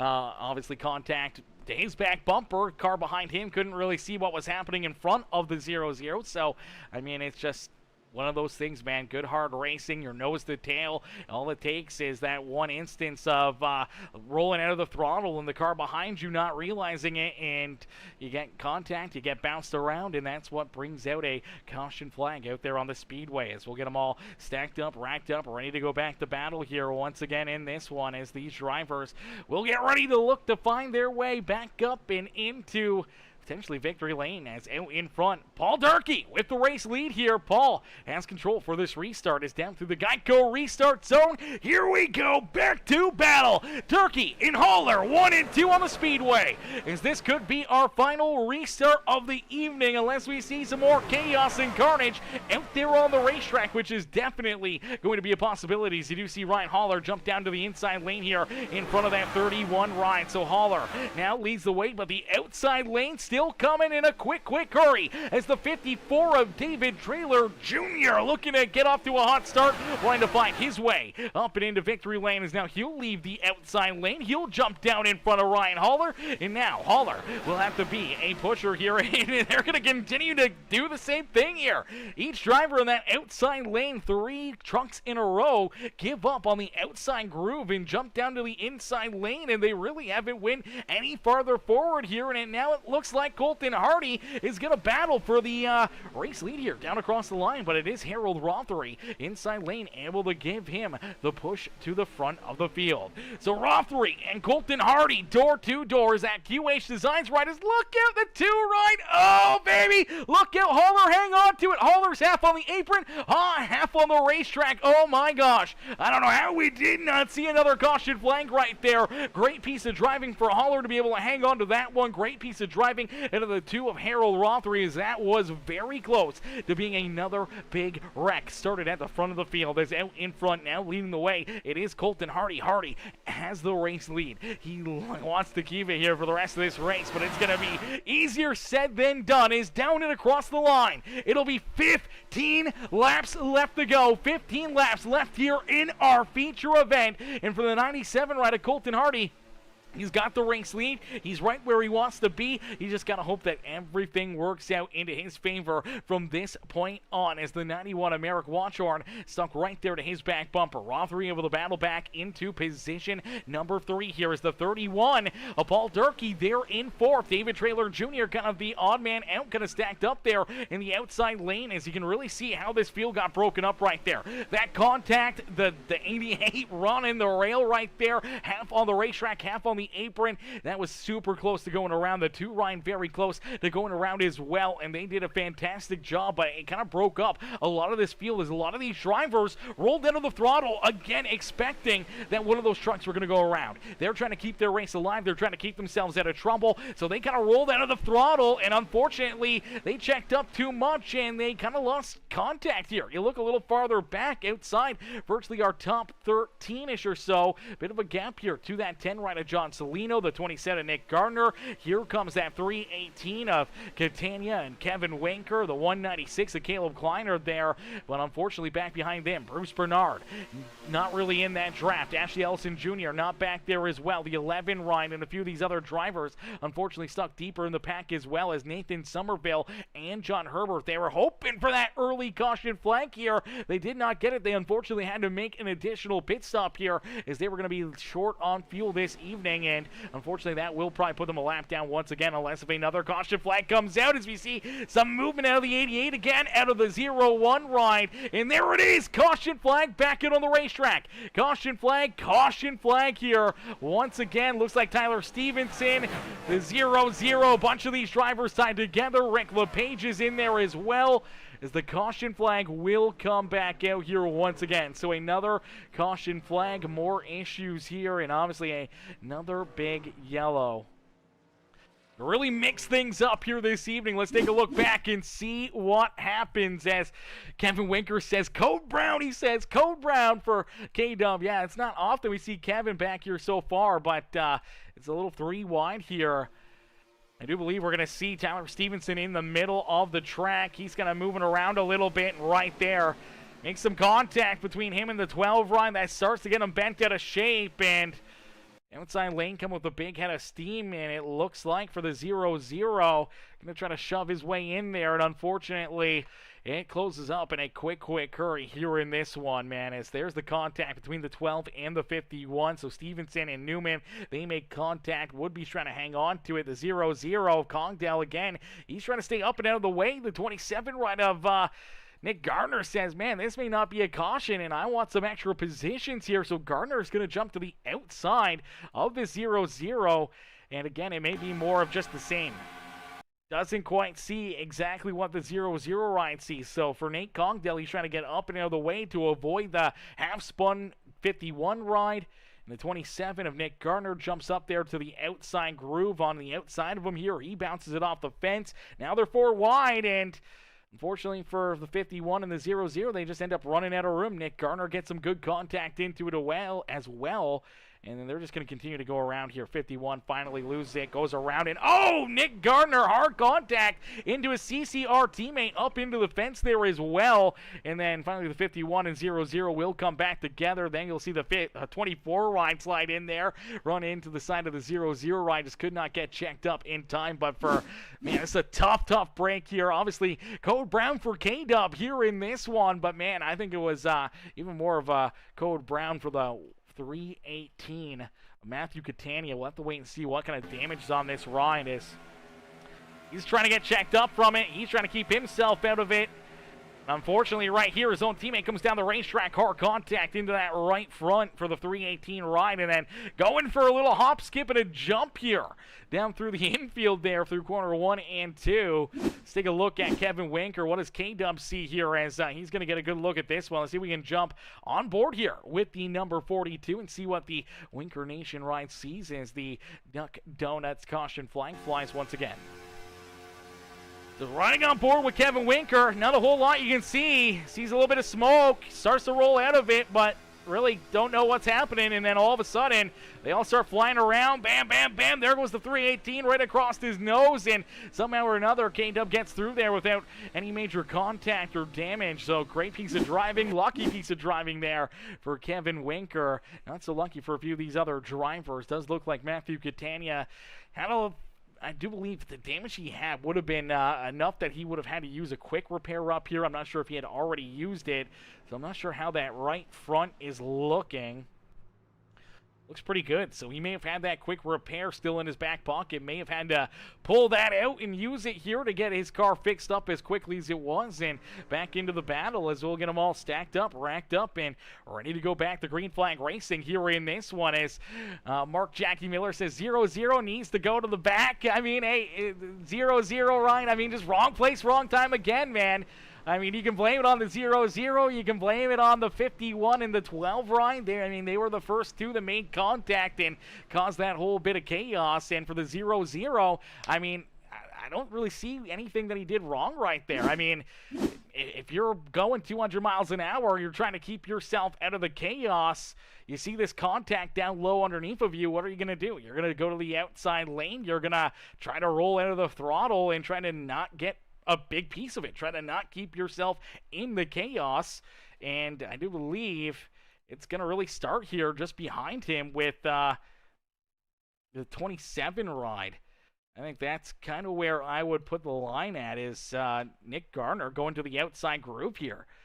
Right here, you're imagining that this 51 and the 12 rider are probably going to wreck. So he rolls into the throttle. He goes to the outside of them, and all of a sudden, Nick Gardner's there. Nick Gardner goes to his outside, and I'm sure for the 0-0, not expecting the 27 to make that move, and he does. And the 51 kind of comes up. The 0-0 is trying to give room to the 27, and they're 4 wide, and that's kind of where it starts right there. As you do see, Caleb Kleiner ends up getting some damage out of that as well. I mean, not a whole lot that the 0-0 Ryan could do right there, except for try to keep himself out of the chaos, man. That's about as easy as that. I mean, that's all you can do. And for all you haters, I mean, he is down pit road. He does have a lot of damage, so he's trying to get that truck repaired. I do believe Jimmy Fitzmaurice Jr. maybe out of this race as well. So the 33 of Jimmy Fitzmaurice Jr. looks like he's off the racetrack. For the 24 ride of Rick LePage, also off the speedway here. For the 4 ride of Jesse Calloway, he's been down pit road all race long, still down there. As looks like we got about 24 drivers still rolling out here on the speedway. So 24 drivers still rolling, still battling, still trying to put themselves back into the battle here this evening. I do believe Rooster Rodden getting the lucky dog there, getting back on a lead lap here in this one. Andrew Little says 51 seems to be struggling to hold the line. Yeah, definitely seemed like he was struggling right there. That's for certain. Definitely looked like he was struggling right there. Obviously, the contact between him and the 12 ride really definitely made that a tough one right there. But them making contact, bouncing off each other, man. The cars behind them, they're just trying not to get into it. It could have been very easily the 51 who could have went around, could have been pointed up into the outside fence. And if the 0-0 was still full throttle, he would have drove right through the passenger side door of that 51 ride. So 0-0 did exactly what he needed to do to keep himself out of it. Obviously, the 27 jumped to the outside lane to try to keep himself out of it, and that's what happens, man. That's good hard racing. That's Daytona, baby. Here we go. Back to green flag racing. 9 laps left to go here in this one. And Merrick Watchorn with a great jump right there. Good restart, and it's going to put our front 3 kind of single file. It's kind of the best case scenario here in this one, as Merrick Watchorn, Harold Rothery now sitting 1-2 out there on the speedway. But you do take a look. Here comes Colton Hardy. He says, you know what? I'm jumping to the outside lane. He's got the 88 rider, Ryan Haller, now to his back bumper as they're trying to get that outside lane rolling to the front of the field. So Colton Hardy, Ryan Haller, looks like they're going to have control of the outside lane. They've got their teammate in that 54 ride of David Traylor Jr. right there with them. The 5 of Matt Hayden, the 92 of Mr. Clinton Woodby there on the outside lane as well. As down low, it's Merrick Watchorn. The 2 ride of Harold Rothery. The 31 ride still in it here for Paul Durkee as he rolls there in 6 on the racetrack. 3rd car on the inside lane right now. The 20 ride right there behind him. That is Justin Lawson and Skylar Berry. They're battling back in row number 5. And you do see Matthew Catania, Kevin Winker, they're back here as well. You see the 10 ride, the 17, all these drivers trying to slowly but surely navigate their way to the front of the field, trying to put themselves into the battle here for the race win. As the laps clicking down here, the intensity is picking up, and for each and every one of these drivers, they're going to get a little bit more crazy out there. It's going to get a little bit more wild as there is contact. Look out, around goes the 87. There's the caution flag. Caution flag will come back out here in this one. Does it look like potentially John Herbert and Tyler Stevenson here tied up down low at a corner number 4. Let's take a look back and see what happens between them, because they're tied up again. So the 87 of John Herbert, he's rolling the outside lane. Looks like he gets a decent run underneath the 10 ride. Tries to jump maybe more towards the middle. The 51's right there. And then I think for the 87, just going to lose the rear end right here. A little net coat helping that one out right there as well, as I don't think there was going to be any contact. And you don't normally lose the rear end, but I think for the 87, a little net code right there. Him and the 51 make contact. They bounce off each other. They're trying to keep themselves straight, and unfortunately, get time together. Finally, around goes that 51 of Tyler Stevenson. Around goes the 87 of John Herbert, and that's what brings the caution flag back out. So More craziness here late in the race as another Duck Donuts caution flag will fly as looks like it started with the net code. Yeah, it definitely looked like a little bit of net code there to get things fired off. I don't think there was going to be contact between them, but you just never know, man. iRacing net code just kind of sometimes does that. And, you know, you look back at the 42 ride of Kevin Winker early on in the net code that he got and the issues that they ran into early on there out of into corner number 3. So, you know, net code always a factor here in these races. Luckily enough, not too much damage, it looked like, for Tyler Stevenson or John Herbert. Herbert's still rolling out there, so isn't Stevenson. They were already fairly deep in the field, so this will give them an opportunity to come down pit road and try to get some repairs, some fuel and everything else, and try to get themselves back into the action. And I do believe getting the lucky dog will be the number 3 machine, Keith Prince. Unfortunately, for Prince in this Johnny Johnson Motorsports number 3 ride, he was scored as 2 laps down. So this will get him back to 1 lap down, which is a great break for the 3 ride to at least get back closer to being on the lead lap. He just needs another caution flag here late in this race to get another lucky dog, get him back on the lead lap and back into the action here this evening. As there you go, he will roll around these guys and almost back to the lead lap here for Keith Prince. Great break there for that 3 machine as we'll get them all stacked up. We'll get them all racked up and ready to go back to battle here in this one. It's another Ducky Donuts here, another Duck Donuts caution flag.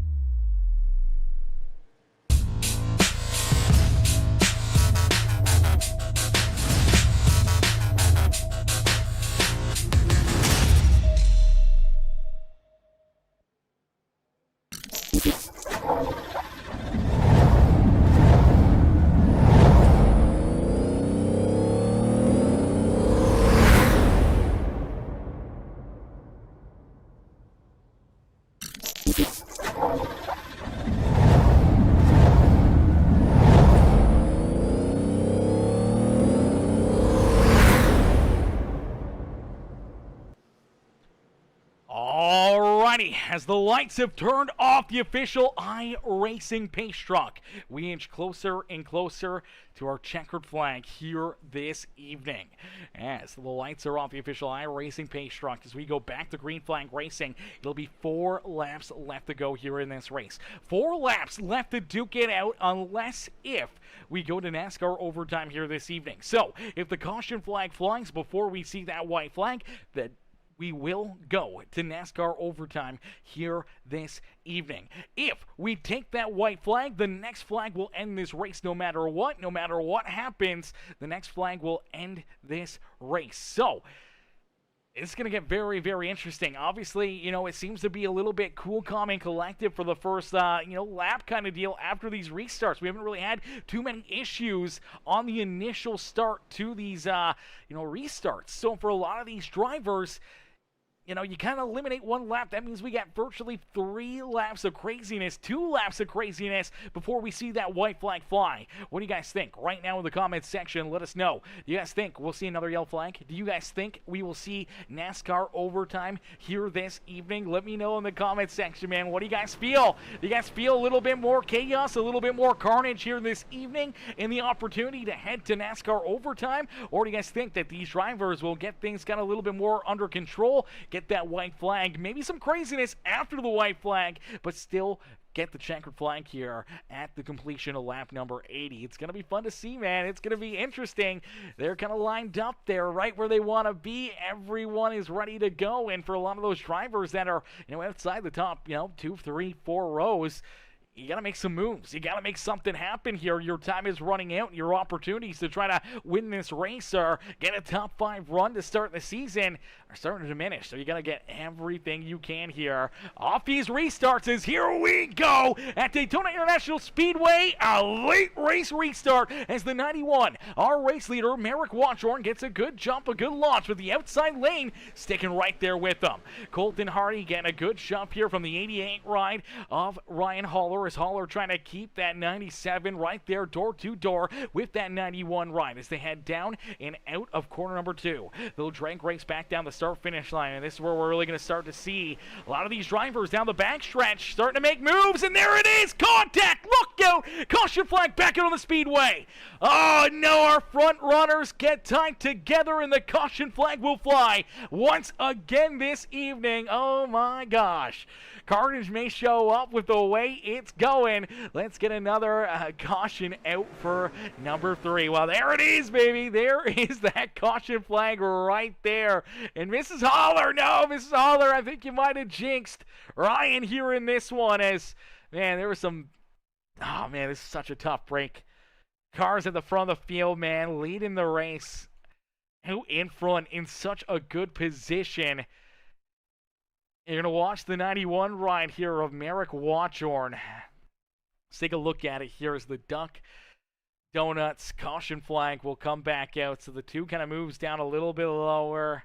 The 91 getting shoved here, so this is in quarter speed, and I think just pushing them right here, not quite squared up with the back end of that 91 ride. You kind of see where the 2 and the 91 ride are lined up, and as the 31 gets in here, maybe gives a little bit of help and a bump to the 2 ride. It gives all that momentum and push right towards that left rear quarter panel of the 91. That's going to spin him up the racetrack here and right into Colton Hardy, right into Ryan Haller. Nowhere for either of those drivers to go as everyone else now on just trying to get out of the way, trying to keep themselves out of it. And unfortunately for the 92 ride of Clinton Woodby, I think he sees some of the caution starting, jumps to the outside, and unfortunately, nowhere really there for him to go. Kisses the 88 ride of Ryan Haller a couple times. Looks like the 42 of Kevin Winker. K-Dub may have gotten a piece of this as well, as K-Dub's trying to get checked up, trying to keep himself out of it, and unfortunately,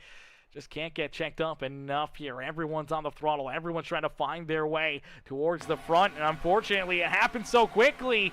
A lot of times you just can't really see what's happening until it's too late. And you see Winker, man, he's checked up. He's on the binders. He's trying to get slowed. And unfortunately, finally gets in there, gets a piece of the 92. Luckily enough, not major contact or damage there for him. But tough break there for Colton Hardy, for Kevin Winker, Ryan Haller, the 91 ride of Merrick Watchorn as well. So many fast cats, so many good drivers right there again, just getting absolutely tore up out there on the speedway, and that's going to bring us to NASCAR overtime here in this one as, man, craziness. We knew it was going to happen. The chaos, the mayhem, it was all going to come here in this one as Mandy Berry says this race has this mom's blood pressure up. Well, Mandy, it ain't over yet. The blood pressure may continue to rise, as I do believe we will be heading to NASCAR overtime here this evening as David Traylor will be our race leader. Paul Durkee will be in second. Justin Lawson back in third with Matt Hayden in position number 4. Skylar Berry up and inside the top 5 here with Matthew Catania. Bruce Bernard, great rebound here for Bruce, man. At one point in time, we saw Bruce a couple laps down, trying to get back on the lead lap in the 17 ride. Now finds himself here in 7th, so it's not over until it's over. And Bruce, a good look at it, as here he is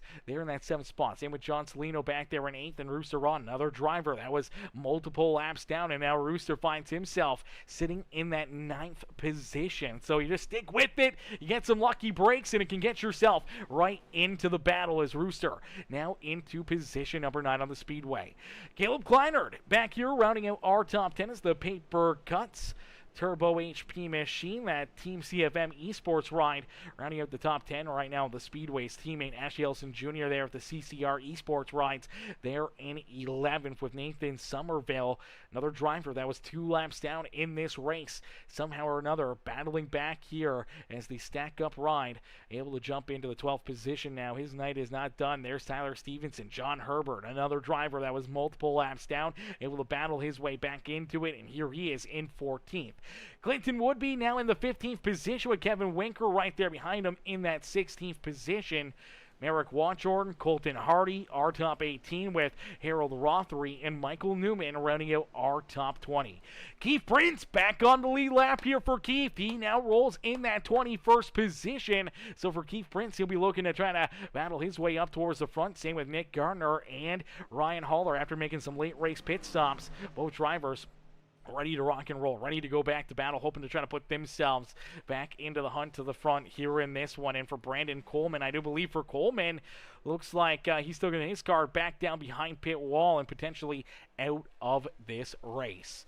So here we go. We'll get ready to go back to battle as Kayla Lawson says, come on, goats. Cheering on the goats here this evening as the pair right here on the inside lined up together. Could this be a big, big run and a big win here for the Goat Patch Brewing Company team? Is the Get Grumpy Goat Patch ride, the 31 of Paul Durkee, rolls there on the inside groove. He's got his teammate right there behind him, Justin Lawson, in position number 3. So a pair of Goat Patch rides leading that inside lane as the number 54, David Traylor Jr. will elect to go to the outside groove. He's got Matt Hayden there with them. Now the big question is, will Matt Hayden continue to work with David Traylor Jr. throughout this restart, or will he potentially leave him high and dry? We know Matthew Catania would love to jump up there, make some moves. He's got a teammate a couple rows back there in that 196. This could get a little bit wild here as we are going to have a green-white checkered. So a 2-lap shootout here this evening. 2 laps to the side. Who finds victory lane here this evening? As a green-white checkered, we will have 1 lap under the green flag here. The next time by the start-finish line, if the caution does not come out, we will take that white flag. The next flag will end this race no matter what. As here we go, our first attempt at NASCAR overtime here this evening is down through the Geico restart zone. Here we go for the final restart potentially on the day as David Traylor Jr. gets a good launch here, but it's all about that push coming to your back bumper. And right now, the GOAT rides are tied together as they head down into corner number 1. Here comes Catania looking for a big run. Does he stay with the 5 ride of Matt Hayden in the 54 machine as the outside lane seems to be a little bit more organized, but there we go. The number 318 is going to leave him high and dry here. So Matthew Catania jumps down to the inside groove. He's going to help out the 31 ride of Paul Durkee, take him down the back straightaway. Now look at the 318. He says, I'm not done yet. Right into the middle, but there's contact. Look out. There they go. Caution flag back out on the racetrack. NASCAR overtime take 2 as look out upside down. Go Skylar Berry. Also the 133 also upside down as the caution flag will come back out as the big one down into corner number 3 and 4, and you can put it on the last season's champion right there. A big bold move into the middle groove, and unfortunately that will put us back under the yellow flag. So a second attempt at NASCAR overtime here this evening as you're going to take a look here. See if we can find him. Where did Catania go? Okay, so look at Catania. Makes the big move down the back straightaway here. It's a big move, a bold move. Obviously having a good run. He gets to the back bumper of this number 5 ride of Matt Hayden, but he sees that there's a gap down low. He's going to jump down and take advantage of it. So he jumps to the inside groove here. He gets to the back bumper of the 20 ride of Lawson. And then down into corner number 3 here. He's already peeking. He wants that middle lane. And he jumps in there, and it's tight. And unfortunately, he just gets up the track a little bit right there. Gets up the track a little bit too far maybe and makes contact here with the 54 of David Traylor Jr. just over that hump into corner number 3. Right there's the contact. It's him and David Trailer Jr. get tied together. Unfortunately, Lawson's going to get some pretty good contact out of that as well, but then it's on like Donkey Kong as they're already 3-4 wide here. Everyone trying to find their way through it. Bruce Bernard in there, hard contact up into Skylar Berry, and then they're all just going to continue to pile in here. Look at, oh man, Skylar Berry right up and over Kevin Winker. Big hit right here for Ashley Ellison Jr. as well. Ashley, hard contact up and into the outside fence. That was a big hit there for that 133 ride as he ends up upside down here in this one, man. That is a tough break right here. Big hit there. Hit by the 17 there as well, and then upside down. Crazy ride for him. And you look at Skylar Berry, man. That was a wild ride for Berry. He's just trying to navigate his way through there. Really not a lot that a lot of these drivers can do, and that is Daytona in a nutshell. Most of the time you end up on your roof or in a bad position, and it's none of your own fault out there on the racetrack. Because let's see if we can jump on board here with Skylar Berry, as Berry's going to just be back here. He's behind Hayden, and this is just wrong place, wrong time. Trying to get checked up, trying not to get into it, and then bam. Now he's up into the catch fence. Now he's flying over top the 42 ride on his side, sliding down the racetrack. And finally, for that Johnny Johnson Motorsports, number 46 ends up upside down. And look at everyone just trying to scatter and find their way through there. Let's see what Kevin Winker sees here, man, as K-Dub. Normally we see Kevin Winker upside down here at these plate tracks. Maybe that's a premonition for later. But for K-Dub, bam, there it is, and there's the 46 right on top of him, and everyone else in here as well, man. There's just nothing you can do once you're at that point, except for just trying to get onto the binders, trying not to get ran over from behind, and trying to keep yourself out of the chaos. Luckily enough for K-Dub, had that quick repair still in his back pocket. Will continue to battle here. Same with the 54 of David Trailer Jr., but I do believe Ashley Ellison Jr. down pit side here. Skylar Berry down pit road. Looks like potentially too much damage for a bunch of these guys to continue on here this evening. So we'll see who's going to be able to continue battling. Looks like Tyler Stevenson may already be done and out of this race. We see Ryan Haller still down pit road. Ashley Ellison Jr., heavy smoke coming out of this car. Someone needs to get down there, get a fire extinguisher. Somebody get an official down there. Looks like there's a fire underneath the hood of the 133 of Ashley Ellison's ride. Someone's going to have to check him out, man. Get him to the infield care center as quickly as possible. As Haller will get his car somewhat repaired back out onto the track. Same with Bruce Bernard. Nick Garner looking to roll back out here as well as K-Dub, John Salino. Some of these guys thinking about coming back down pit road, but we still got a race left to go here.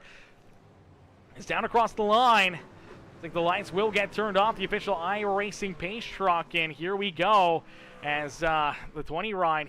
He's got to get up here. Fortunately, second car does not get lane selection. He's got to go to the front row, and that may break up the goat patch rides here this evening. They may have to try to time this restart perfectly here in this one as Paul Durkee still with the race lead. Justin Lawson there in second. Matt Hayden back in third. Rooster Ronan now into position number 4. Caleb Kleinert, Nathan Somerville, Colton Hardy, John Herbert, Clinton Woodby, and Merrick Watchorn rounding out our top 10. Harold Rothery back in 11th with Michael Newman there in 12th. Keith Prince up and into the 13th position with Matthew Catania there in 14th. Kevin Winker, David Trailer Jr. back in 15th and 16th with John Salino, Bruce Bernard, the 88 of Ryan Haller, the 27 of Mr. Nick Garner rounding out our top 20. As I do believe that's all that's rolling left out there on the racetrack, as Ashley Ellison Jr. still parked down pit side. Tyler Stevenson back behind pit wall. Skylar Berry still down pit road. Brandon Coleman still off the racetrack. He's back behind pit wall. Nate Cogdell down there as well on pit lane.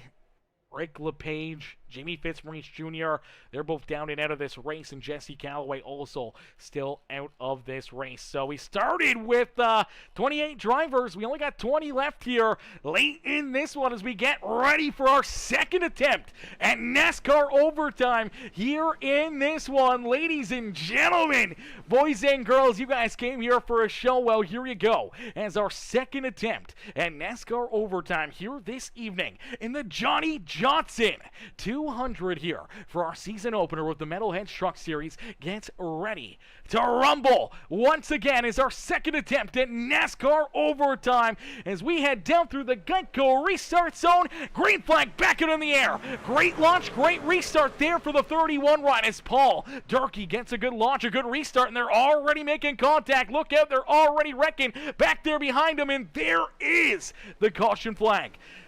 So our second attempt is a no-go. We will get them lined up. We will get them rolling here again.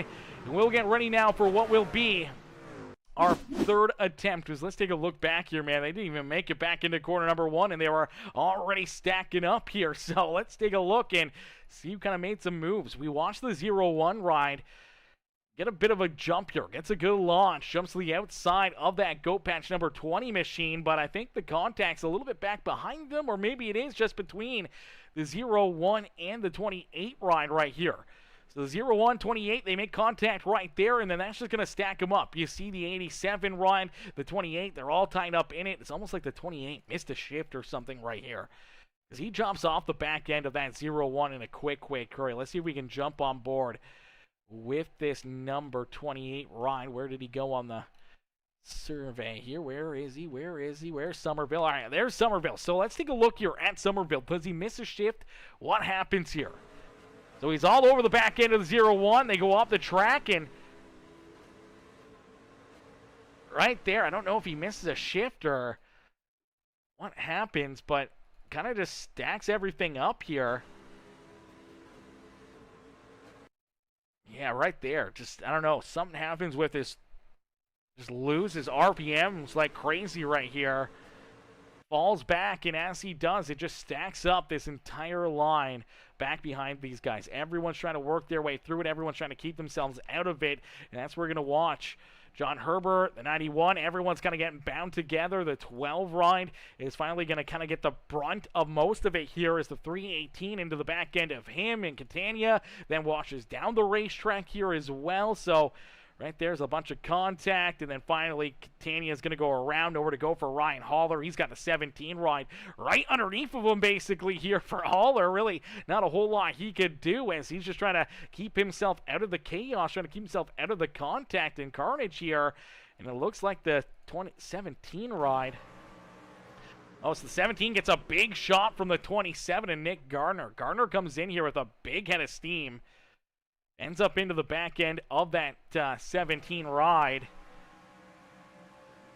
Shoots 17 up the track, gets tied together with the 10 ride, and unfortunately for Ryan Haller, he's going to end up with a lot of damage here of this one, man. As that 17 went right underneath of him, and really they had nowhere to go here. As the Duck Donuts, caution flags have been flying like crazy here in this one. As here you go, he's trying to get checked up. 17 right after just getting contact himself. Whole head of steam, and then they just run into the side of that 318 of Matthew Catania.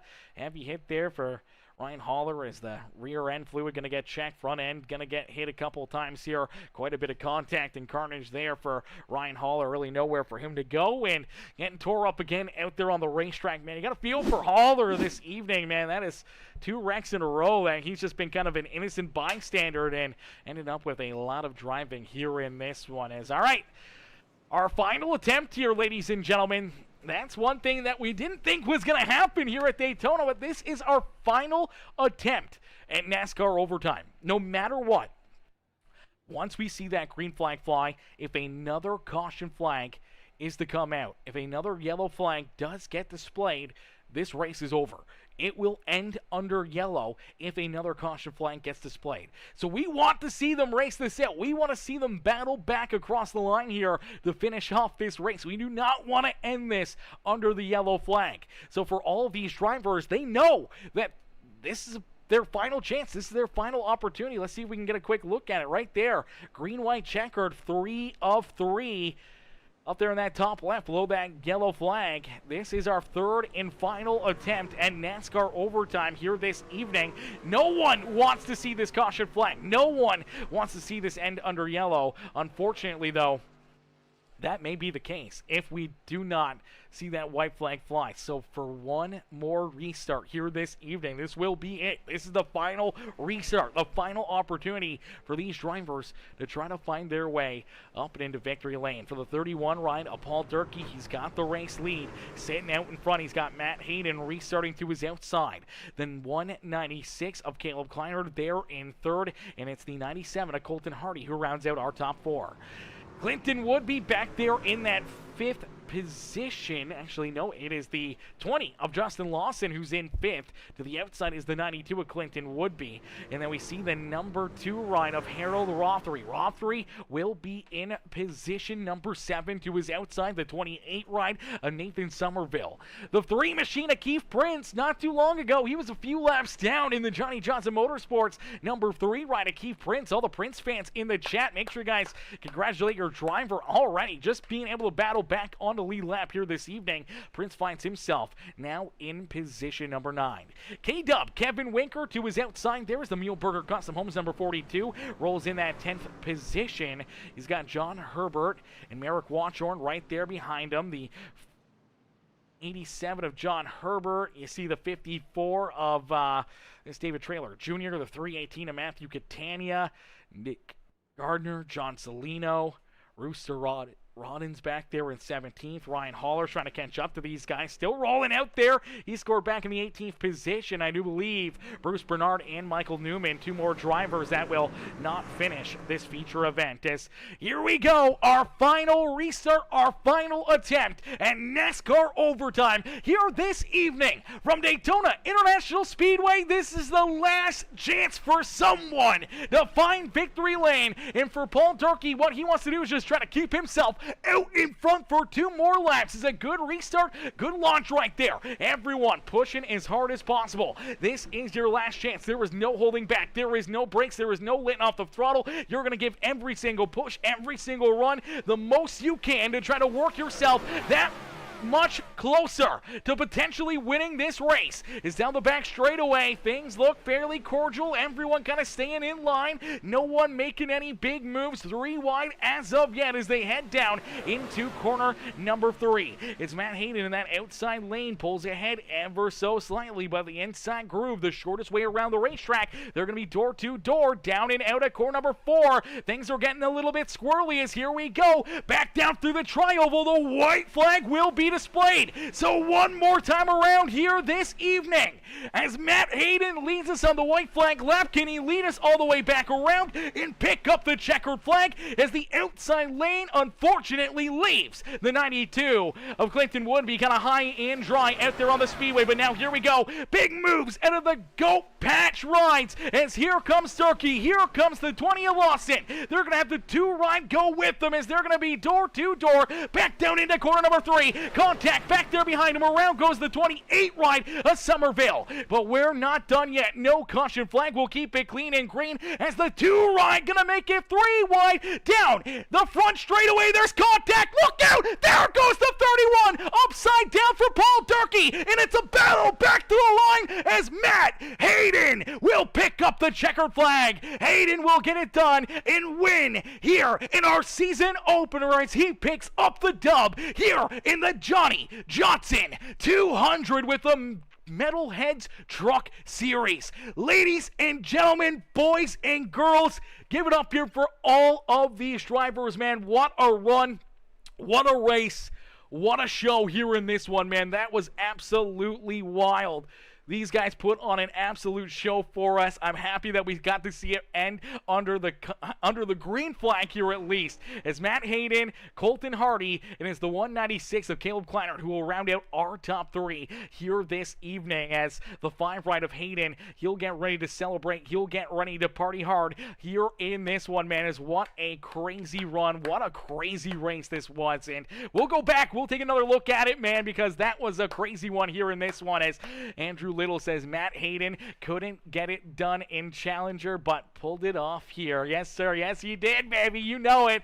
Kayla Lawson says, dang it is right. That's a big dang it right there, man. The GOAT rides made the move. They looked for it, and I think just that 3 wide kind of set them a little bit crazy, and then contact, and chaos down through the tri-oval here in this one. And yeah, Haller, unfortunately, man, a lot of times wrong place, wrong time here in this one. And we'll have to take a look back at K-Dub and some of these other drivers because, man, that was wild, man. That was wild. Crazy, crazy finish. Crazy end of the race here this evening as should have been up front at the end. Yeah, unfortunate. Man, I feel there's probably about 15 other drivers, 20 other drivers that probably feel the exact same way as you do, Haller.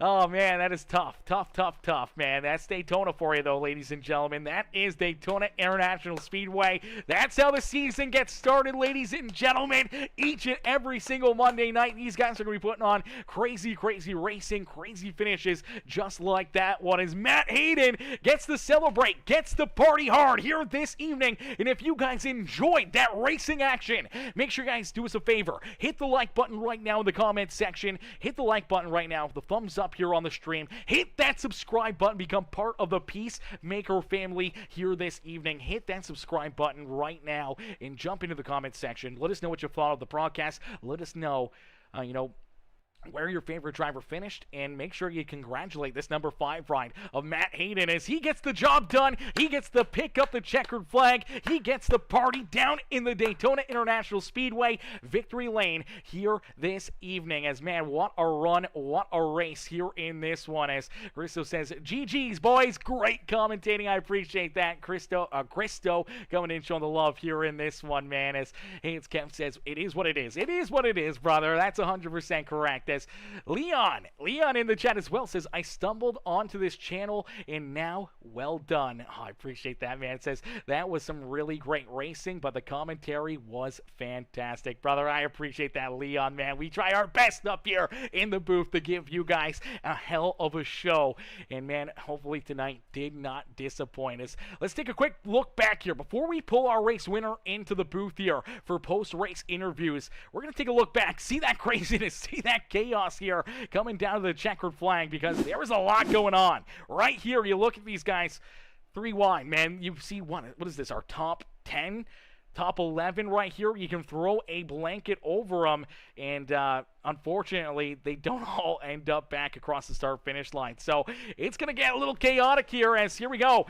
The 2 right jumps to the outside groove here, making a big move to that outside lane, and it looks like the 20 right of Lawson right there. I'm not sure if he just gets loose on corner exit or what may have happened. Let's see if we can get another look at the 20 machine, as it looks like Lawson right here may lose the car just a little bit, may just get a little bit out of shape here, as right here, notices that they're 3 wide, maybe a little contact or neck code between him and the 196 of Caleb Kleiner, bounces him up the racetrack into that 2 ride, and unfortunately, as he bounces into the 2 of Harold Rothery just really nowhere for him to go, gets the contact, then he washes into the 31 ride of Durkee, and then everyone here is just going to get piled into it, and you watch this 31 ride, ends up going upside down, the 20 ride airborne as well. Everyone's trying to snake their way through it. You see the 3 ride of Keith Prince in there. They're all still spinning. They wash up into the outside fence, and I do believe we're going to see our 4th place driver here, Kevin Winker, just somehow trying to navigate his way through it, and I don't know if the seas are going to part right here for him. It looks like he's going to have to just drive his way through it, and somehow or another, man, how does Winker come home in 4th in this, man? This is a wild perspective, chat. Yo, Leon becoming a brand new member of the Peacemaker Sub Club. Are you kidding me, Leon? That is absolutely insane, man. I appreciate that, brother. I appreciate that, man. Coming in, hitting that join button, becoming a brand new member here on Peacemaker Gaming over on YouTube. Leon, ladies and gentlemen, boys and girls, let's get a hashtag in the chat right now for Leon, man. Let's get a hashtag Leon up in the chat, being a brand new member of the Peacemaker Sub Club here this evening, man. Absolutely insane. Leon Vorders coming in, becoming a brand new member here. Let's take a look here on board with Kevin Winker. Let's take a look and see what K-Dub sees, because somehow he makes it through this. I don't even know if he knows that they're wrecking in front of him.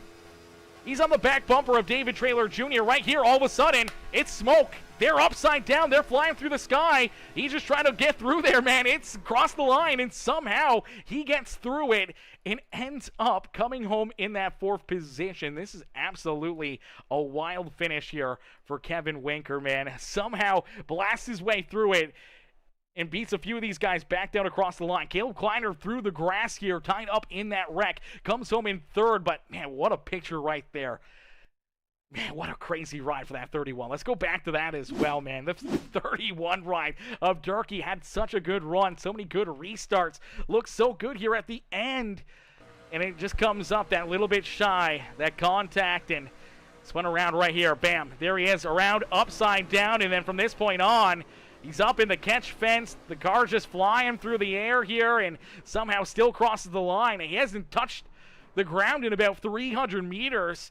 He was airborne. He was off the racetrack and somehow gets it done here in this one, man. That is absolutely insane. But ladies and gentlemen, boys and girls, give it up here for our race winner in the Johnny Johnson 200, Matt Hayden. Matt Hayden gets it done, picks up the checkered flag, as Leon says, I had to join as well. That was worth it, man. I appreciate that, man. Brett says, free favorite race channel. I love that, Brett. I love that, brother. As tower operator, Mr. Muehlberger, with that hashtag Leon Nation in the chat. We love that Leon Nation here in this one. Andrew Little says, great race call. Tower operator says, welcome Leon as well to the Peacemaker Sub Club here this evening as we'll get ready to bring our top 3 up here into the booth for their post-race interviews, man. As what a crazy run, what a crazy race, and Matt Hayden's gonna be pumped up about this one. Let's get him into the booth right now. Hey, Matt, it's Aaron up here in the Peacemaker Broadcasting booth. They get a copy? Hey, Aaron, I got you. Matt, man, what a run. What a drive. Take us back through this one. It's obviously a lot of chaos early on for you. Get tied up. You and the 20 ride end up getting tied together as it looked like he disconnected from the server, lost due to download or something like that. Packet lost there. Ends up running into you, bring up that first caution flag, but you're able to battle back. You're able to get this truck repaired. You get back on the lead lap, and then here you are battling your way through the field. And late in this one with a couple late race caution flags, it gives you the front row here for the final restart, and you're able to use it to your advantage. You and Colton Hardy get a good launch, a good push there from the 92 ride as well, as Clinton Woodby helps push you guys virtually to the front of the field here, taking that white flag. And then you just got to lead them back to the start-finish line, man, and very often it's not the guy who leads on the white flag that necessarily wins this race, but you're able to keep him back there behind you with some late race chaos there down through the tri-oval. It was just a drag race between you and Hardy back down to the line, and you're able to beat him here this evening to pick up the season opening win here in the Johnny Johnson 200, man. Take us back through it and what's going through your mind right now after a hell of a run and a hell of a performance here this evening. Yeah, it was a wild race, start to finish. Yeah, you know, obviously I didn't know what was going on with the 20 in front of me. Checked up, and, you know, I could tell, like, obviously he was letting off going into, I guess it was into turn 3 going into 4. And then, you know, I was afraid we were going to lose the draft, and so I panicked. And when we got a lane low, went low, and then I think he just drifted down and hooked us. And I didn't know what happened at first, so I, you know, apologized because I got on the mic and was pretty irate about the whole thing because I didn't know what happened. I didn't know if he was mad about something and took it out on me or what. But then they let me know it was a disconnect. So, you know, stuff like that happens. So it is what it is. But yeah, man, we were lapped down at one point. Got lucky.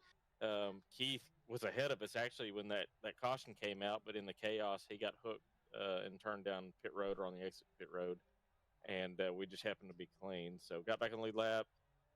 And yeah, no, man, those restarts, just like sometimes things just kind of work out, and things kept happening the lane opposite from us, and we just kept pulling one spot, 2, 3, whatever.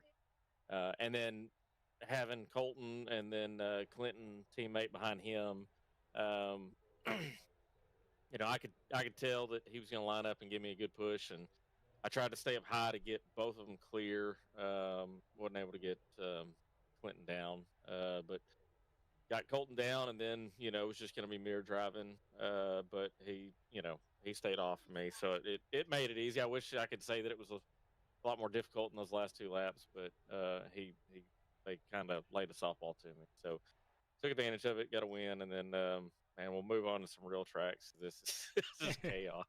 Yeah, sometimes Daytona, Talladega, these super speedways are really more or less just luck of the draw. Sometimes you're in the right place at the right time and things will work out for you. Other times, not so lucky. But here tonight, you got some luck on your side on the later half instead of the early half, and it pays off big as you're able to pull this Razor number 5 right up and into victory lane here this evening to start the season off on the right foot. I know last season ended not as nicely for you, obviously not being able to capture that championship, but here tonight you get your hunt for the championship again. Started off on the right foot with a big win to start the season.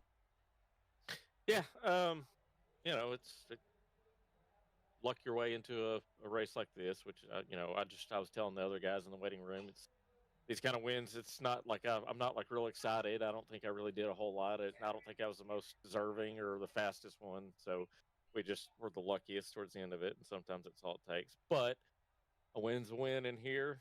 The points count, the win counts. It's going to do a lot for us late in the season, so we'll take it. And then, yeah, man, um, you know, we can't finish second in this league again. I can't do it. I can't do it. So we're going to go all out this season, and hopefully get it done. Absolutely. Well, off to a hot start here, man. Matt, congrats on the win here in Daytona. Who would you like to thank, though, for such a great run and strong performance here to start your season? Yeah, I want to thank everyone, Misfit Motorsports team over there. We tried to get all grouped up. We were that pit cycle, trying to get some team strategy, and then had a caution to kind of mix things up. So we never got that green flag pit stop. But I want to thank those guys, awesome teammates, and obviously we do everything we can to help. And I definitely owe Clinton a race at some point this year, which I'm sure he'll beat me somewhere. He does. So. I want to thank everybody in the league. Excited about this year. Excited to see a lot of familiar faces back and hearing some new faces that I'm sure we'll have a lot of good races and stuff with. I want to thank the guys over at Central Arkansas Karting Complex for doing some racing in real life and get to have fun out there. And thank you for the broadcast. And obviously, gonna go watch this race on replay and probably do it cover my eyes with all the mistakes I made. But it'll be fun to watch. Absolutely, man. Definitely a very exciting one, a wild one here in this one, Matt. And you're able to at least watch the end and have a smile on your face as you're able to do it perfectly and find yourself here in victory lane. Congrats on the dub, and we'll see you back out on the racetrack next Monday. I appreciate it. Absolutely. Enjoy the rest of your night, and don't party too hard down there in victory lane. We'll try not to.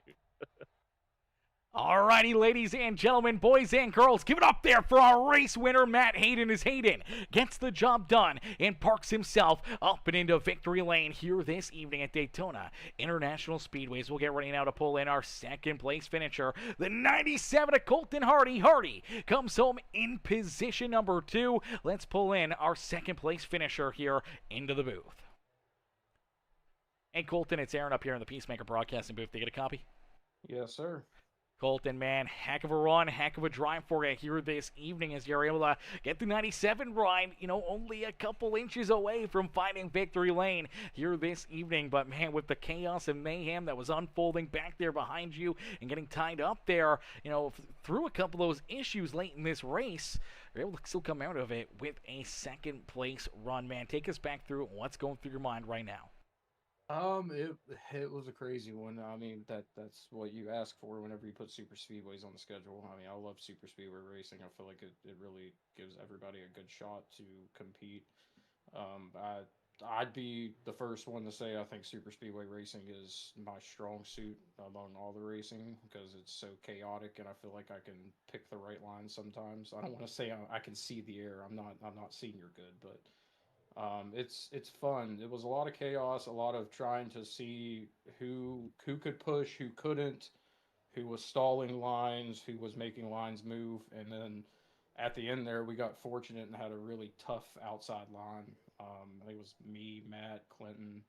We three locked up, and in my head I wasn't going to try to make a move on Matt to put either of us in detriment because I don't want to take a win away from Matt like that, but it was a good race. I'm glad everything shook out the way it did. I'm glad we ended up on the podium. But yeah, like you said, if I could have got clear a little bit sooner on that last lap, I could have maybe made a deeper shot at Matt. But either way, definitely a fast and a good race driver won the race tonight. Yeah, absolutely, definitely a hard-fought second-place battle there. Obviously, as they come down and out of corner number 4, you really didn't have a whole lot of room there to make a big move to try to jump to his outside earlier on. You get that 31 ride right there as well. As you guys were headed down the back straightaway, you see that 31, you see the 20 ride of Lawson. They jump up there into that second groove. They're trying to get that run to your outside. What was kind of going through your mind right there as you see those guys, leave your back bumper and trying to find their way around you guys to steal the top spot here this evening?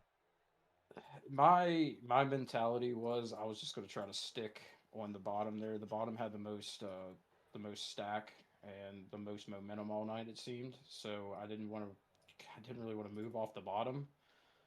Once I cleared Matt through the tri oval and we got down in front of the 31, I pretty much told myself I'm painting the yellow line, and if we get a run on Matt throughout a 4, we take it. But I saw them getting a run, saw them go, and in my mind I just said stay put because I saw Caleb behind me, so I knew I'd be in good hands behind. He told me he had a little bit of damage, he couldn't get up to my rear, but I appreciate him for trying. But I mean, if I could have got clear a little bit sooner through 3 and 4 on the exit of 4, I could have maybe made a deeper run at Matt and had a little bit of help from the 31 or the 2 that was coming on the outside, but I just didn't have enough time. I got clear at the end, tried to make the run, just didn't have enough momentum. Maybe if I had 100 more yards. Absolutely. Might have been able to get there, might have been able to steal it, but just couldn't quite pull the trigger soon enough here in this one. But still a very solid second place run. I mean, one of probably only 2 drivers there to make it down across the line without being caught up in that wreck, as it was chaos back there behind you. Cars upside down, flying through the catch fence and everything else, having to go down through the infield. And for you and Matt Hayden, the only 2 to really make it through there cleanly, as you're able to come home in that second place finish, man. Obviously a hot start, great start to the season. Feel pretty happy about, being able to come home in second and being able to survive here at Daytona. Yeah, it helps, especially coming home third last week in the Clash. So it just shows that the momentum, even in those races that don't pay points and don't pay money, it helps. Even if we're coming into a super speedway race where it's more luck on your side than anything, but I try to wave or ride the wave of momentum. We're into the 3rd season now. I haven't been able to break through for an official win yet. I know I crossed the line last year and legitimately crossed the line last year and got the win taken from me, but that's in the rearview mirror. We learned lessons. So this year, my main thing is to get the monkey off the back and get that first medal his career win. Absolutely. Well, it's knocking on the door, man. You keep getting better and better each week, as 3rd last week, and now here in our season opener, you come home in position number 2. Colton, who would you like to thank for such a great run and great drive here this evening and battling your way up here into 2nd? First of all, let's thank my teammates, Skylar Berry, David Trailer, and Nate Cogdell. Great teammates. I wouldn't have it any other way. They're supportive. Like all 3 of them got taken out of the race, and they were my cheerleaders, somewhat my spotters. They helped me out, so I can't not thank them. They're great teammates. And I would not be as driven to do as good as I do without them. Obviously, my dad and stepmom, who are probably home asleep on the couch. So, hi, I'll show you this video tomorrow.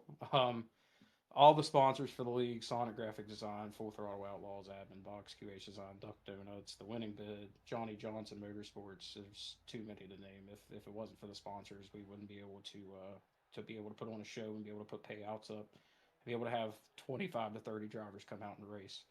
So there's just a lot of people here, and I know I've probably forgotten a couple, especially you. You put on a great show every week. So too many people to thank for such a great run and a great show that we put on.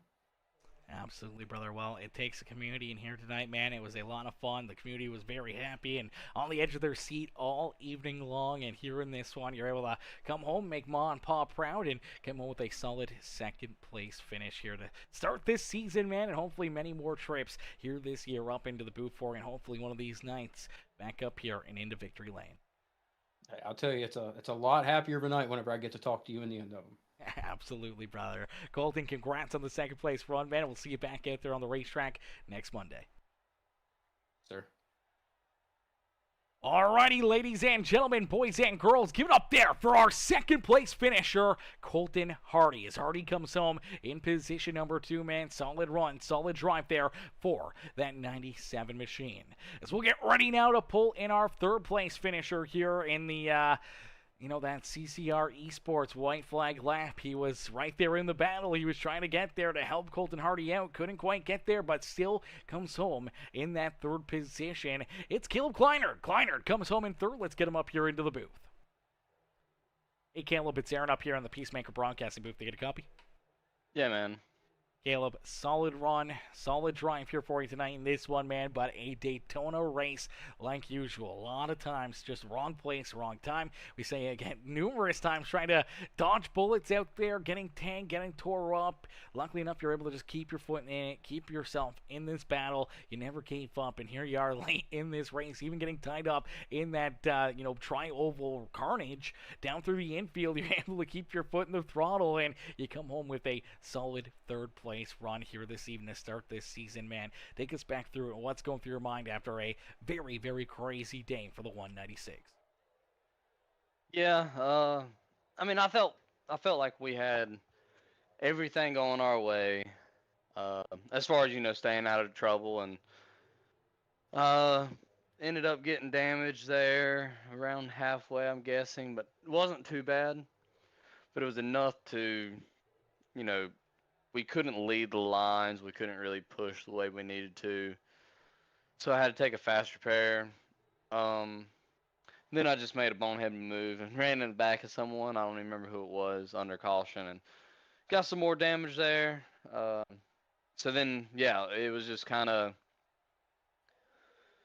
waiting for the runs, and we found ourselves up there in third and just wanted to try to push Colton and Matt and them, or whoever was in front of me, just to try to get position to maybe jump to the top and get a run. But yeah, just that opportunity never came. But just somehow to be able to finish third, definitely I'll take it.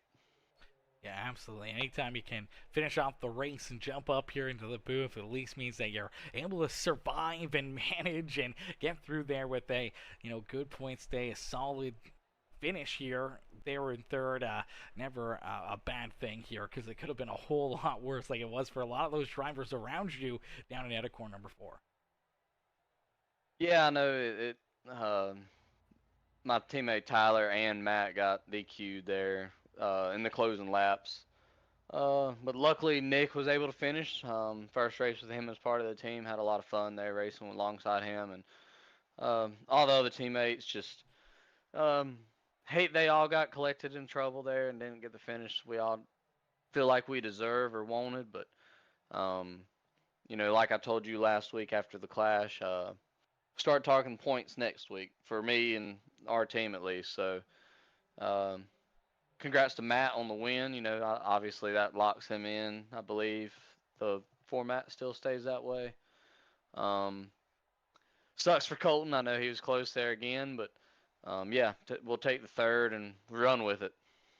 Absolutely. A good day, good points day. Obviously able to survive here at what is always just a wild card kind of a race here. Whenever you go to a super speedway, it's more of a luck of the draw. And here tonight, even though for a lot of it seemed like you were very unlucky, but here at the end, getting that extra little bit of luck paid back as you come home in position number 3. Caleb, is there anyone else you'd like to thank here this evening for such a great run and strong performance out there on the racetrack? Oh yeah, just everyone at Majula C-Speed Shop and CCR Esports. Matt Holden, Matt Catania, Ashley Ellison Jr., Tyler Stevenson, Nick Gardner, just everybody. I felt like we was playing it the right way to have a shot to win it, and just chaos there at the end. But 5 Star Tire Specialties, Paper Cuts, Durham Speed Shop, Represent LTD. Probably missing some more people, but as always, you guys for doing the broadcast, Nate and everybody for doing the league. Absolutely, brother. Well, Caleb, heck of a run, heck of a drive, man. Congrats on that third place finish, and we can't wait to see you guys back in action next Monday. Absolutely. Have a good one, Aaron. You too.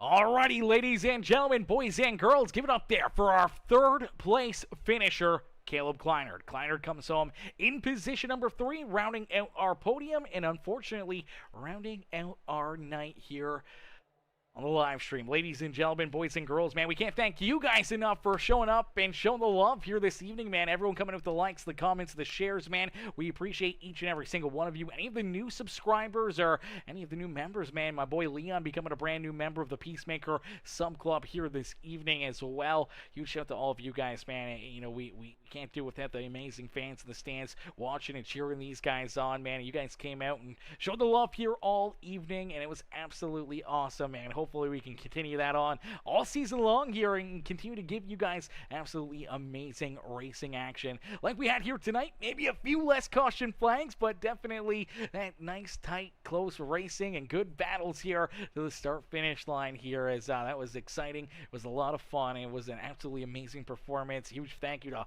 all these amazing drivers who showed up and battled here all evening, man. They are absolute gladiators here this evening, duking it out for, you know, it was supposed to be 80 laps. I do believe we ended up doing 90 laps here. So with all those NASCAR overtimes, ended up going 10 laps past our scheduled 80 here this evening. But I'm happy we were able to see it under, finish under the green flag conditions. No caution flag there to end this under yellow, because that would have been the worst way possible. But thankfully, we were able to get it done here in this one. And a huge shout out again to Matt Hayden for the win. Colton Hardy there in second. Caleb Kleiner coming home in third. Kevin Winker in fourth, and Keith Prince, man, what a comeback there for Keith Prince and John Herbert, man. John Herbert there in seventh, but Prince with the top 5 after being multiple laps down, slowly but surely working his way back on the lead lap here. Same with John Herbert, still getting tied up, still getting put into difficult positions, but being able to battle back here for Keith Prince for a top 5 run. David Trailer there able to come home still in 6th. John Herbert in 7th. Paul Durkee, I mean, he was upside down. He was riding the wall there. I mean, tough break for him. Looked to be potentially a race-winning move there late in this one, and ends up in 8th. Merrick Watchcorn, Harold Rothery, our top 10, man, and all these amazing drivers putting on an absolute amazing show for us. If you guys did enjoy that racing action, make sure you guys still hit that like button. Herbert got 4th. Okay, so I feel like the contact there at the end may have eliminated Kevin Winker. Is that what we're going with here? Let me take a look here. Okay, so that does change it up a little bit. So I think the contact there at the end ended up eliminating Kevin Winker. So Winker, and there was someone else too. Who was it? There was someone else that ended up with a black flag there as well. Maybe Catania potentially. There's a couple drivers, maybe it was David Trailer. There was a couple drivers there that unfortunately got the black flag, hit that incident limiter as they were crossing the start-finish line right there. So for a couple of them, they actually fell back a little bit farther. So yeah, Keith Prince comes home in the 4th position here in this one. John Herbert, comes home in 4th. Keith Prince comes home in 5th. Paul Durkee there in 6th. Harold Rothery back in 7th. Merrick Watchcorn, Clinton Woodby, and Rooster Rod, and rounded out our top 10. So things getting a little bit mixed up here in this one. Taylor got the black flag there as well. Okay, so yeah. So a tough break there for K-Dub and David Trailer, both getting the DQs there right at the end, and unfortunately not being able to finish where they crossed the line here in this one with that late race contact. Unfortunately, kind of taking them out of it, but man, nonetheless, what a run, what a race, what a show, man, for Keith Prince to be able to come home in 4th, and John Herbert to come home rounding out the top 5, man. That's a hell of a run, hell of a show here in this one, man. That was absolutely amazing. Yeah, I do believe, it was John Herbert in 4th. Keith Prince in 5th. Okay, so my scoring is a little lopsided there. So too close of a finish. And yeah, it does look like, John Herbert up and into 4th. Keith Prince still in top 5. hell of a show, hell of a run, man. These guys put on an absolutely amazing race, amazing event for us, man. We can't thank all of these guys again for showing up and showing the love. We can't thank all of you guys enough for showing up and showing the love here this evening as well. And we will catch you guys all back in here tomorrow night. We'll be back up here in the booth. We got some more amazing NASCAR truck racing tomorrow night as well. So make sure you guys tune in and show the love here tomorrow, as well as we'll be duking it out here. A lot of the same drivers here tonight will be in attendance tomorrow night to put on another amazing show for us. But thank y'all for watching. Thank y'all for tuning in. Make sure, again, you guys hit that subscribe button, and we will catch you guys back here tomorrow night for some more amazing racing. Ladies and gentlemen, boys and girls, thank y'all for watching, and peace out for now, babe. Peace out for now, ladies and gentlemen. Woo! What a run, what a race, what a show.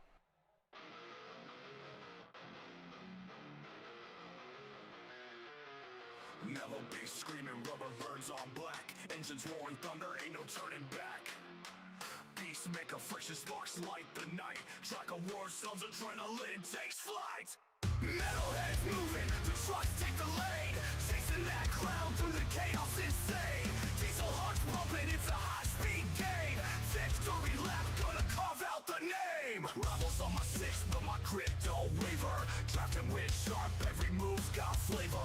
Brakes don't squeal, they scream in heat. On the asphalt battlefield, where the fierce compete.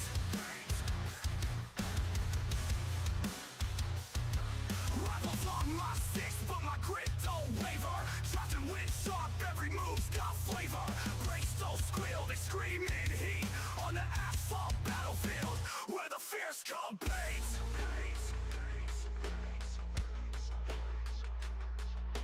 Tires grip tight, flames dance on steel. Spins and skids twist, every moment surreal. Checker flag whispers, a siren's call. Only one metalhead lies above it all. Turbocharged fury on straights we fly. Nitrous veins pumping, we touch the sky. Back grandstands buzz, saying our name. Each lap we caught ignites the gay flame. Metalheads moving, the trucks take the lead. Chasing that cloud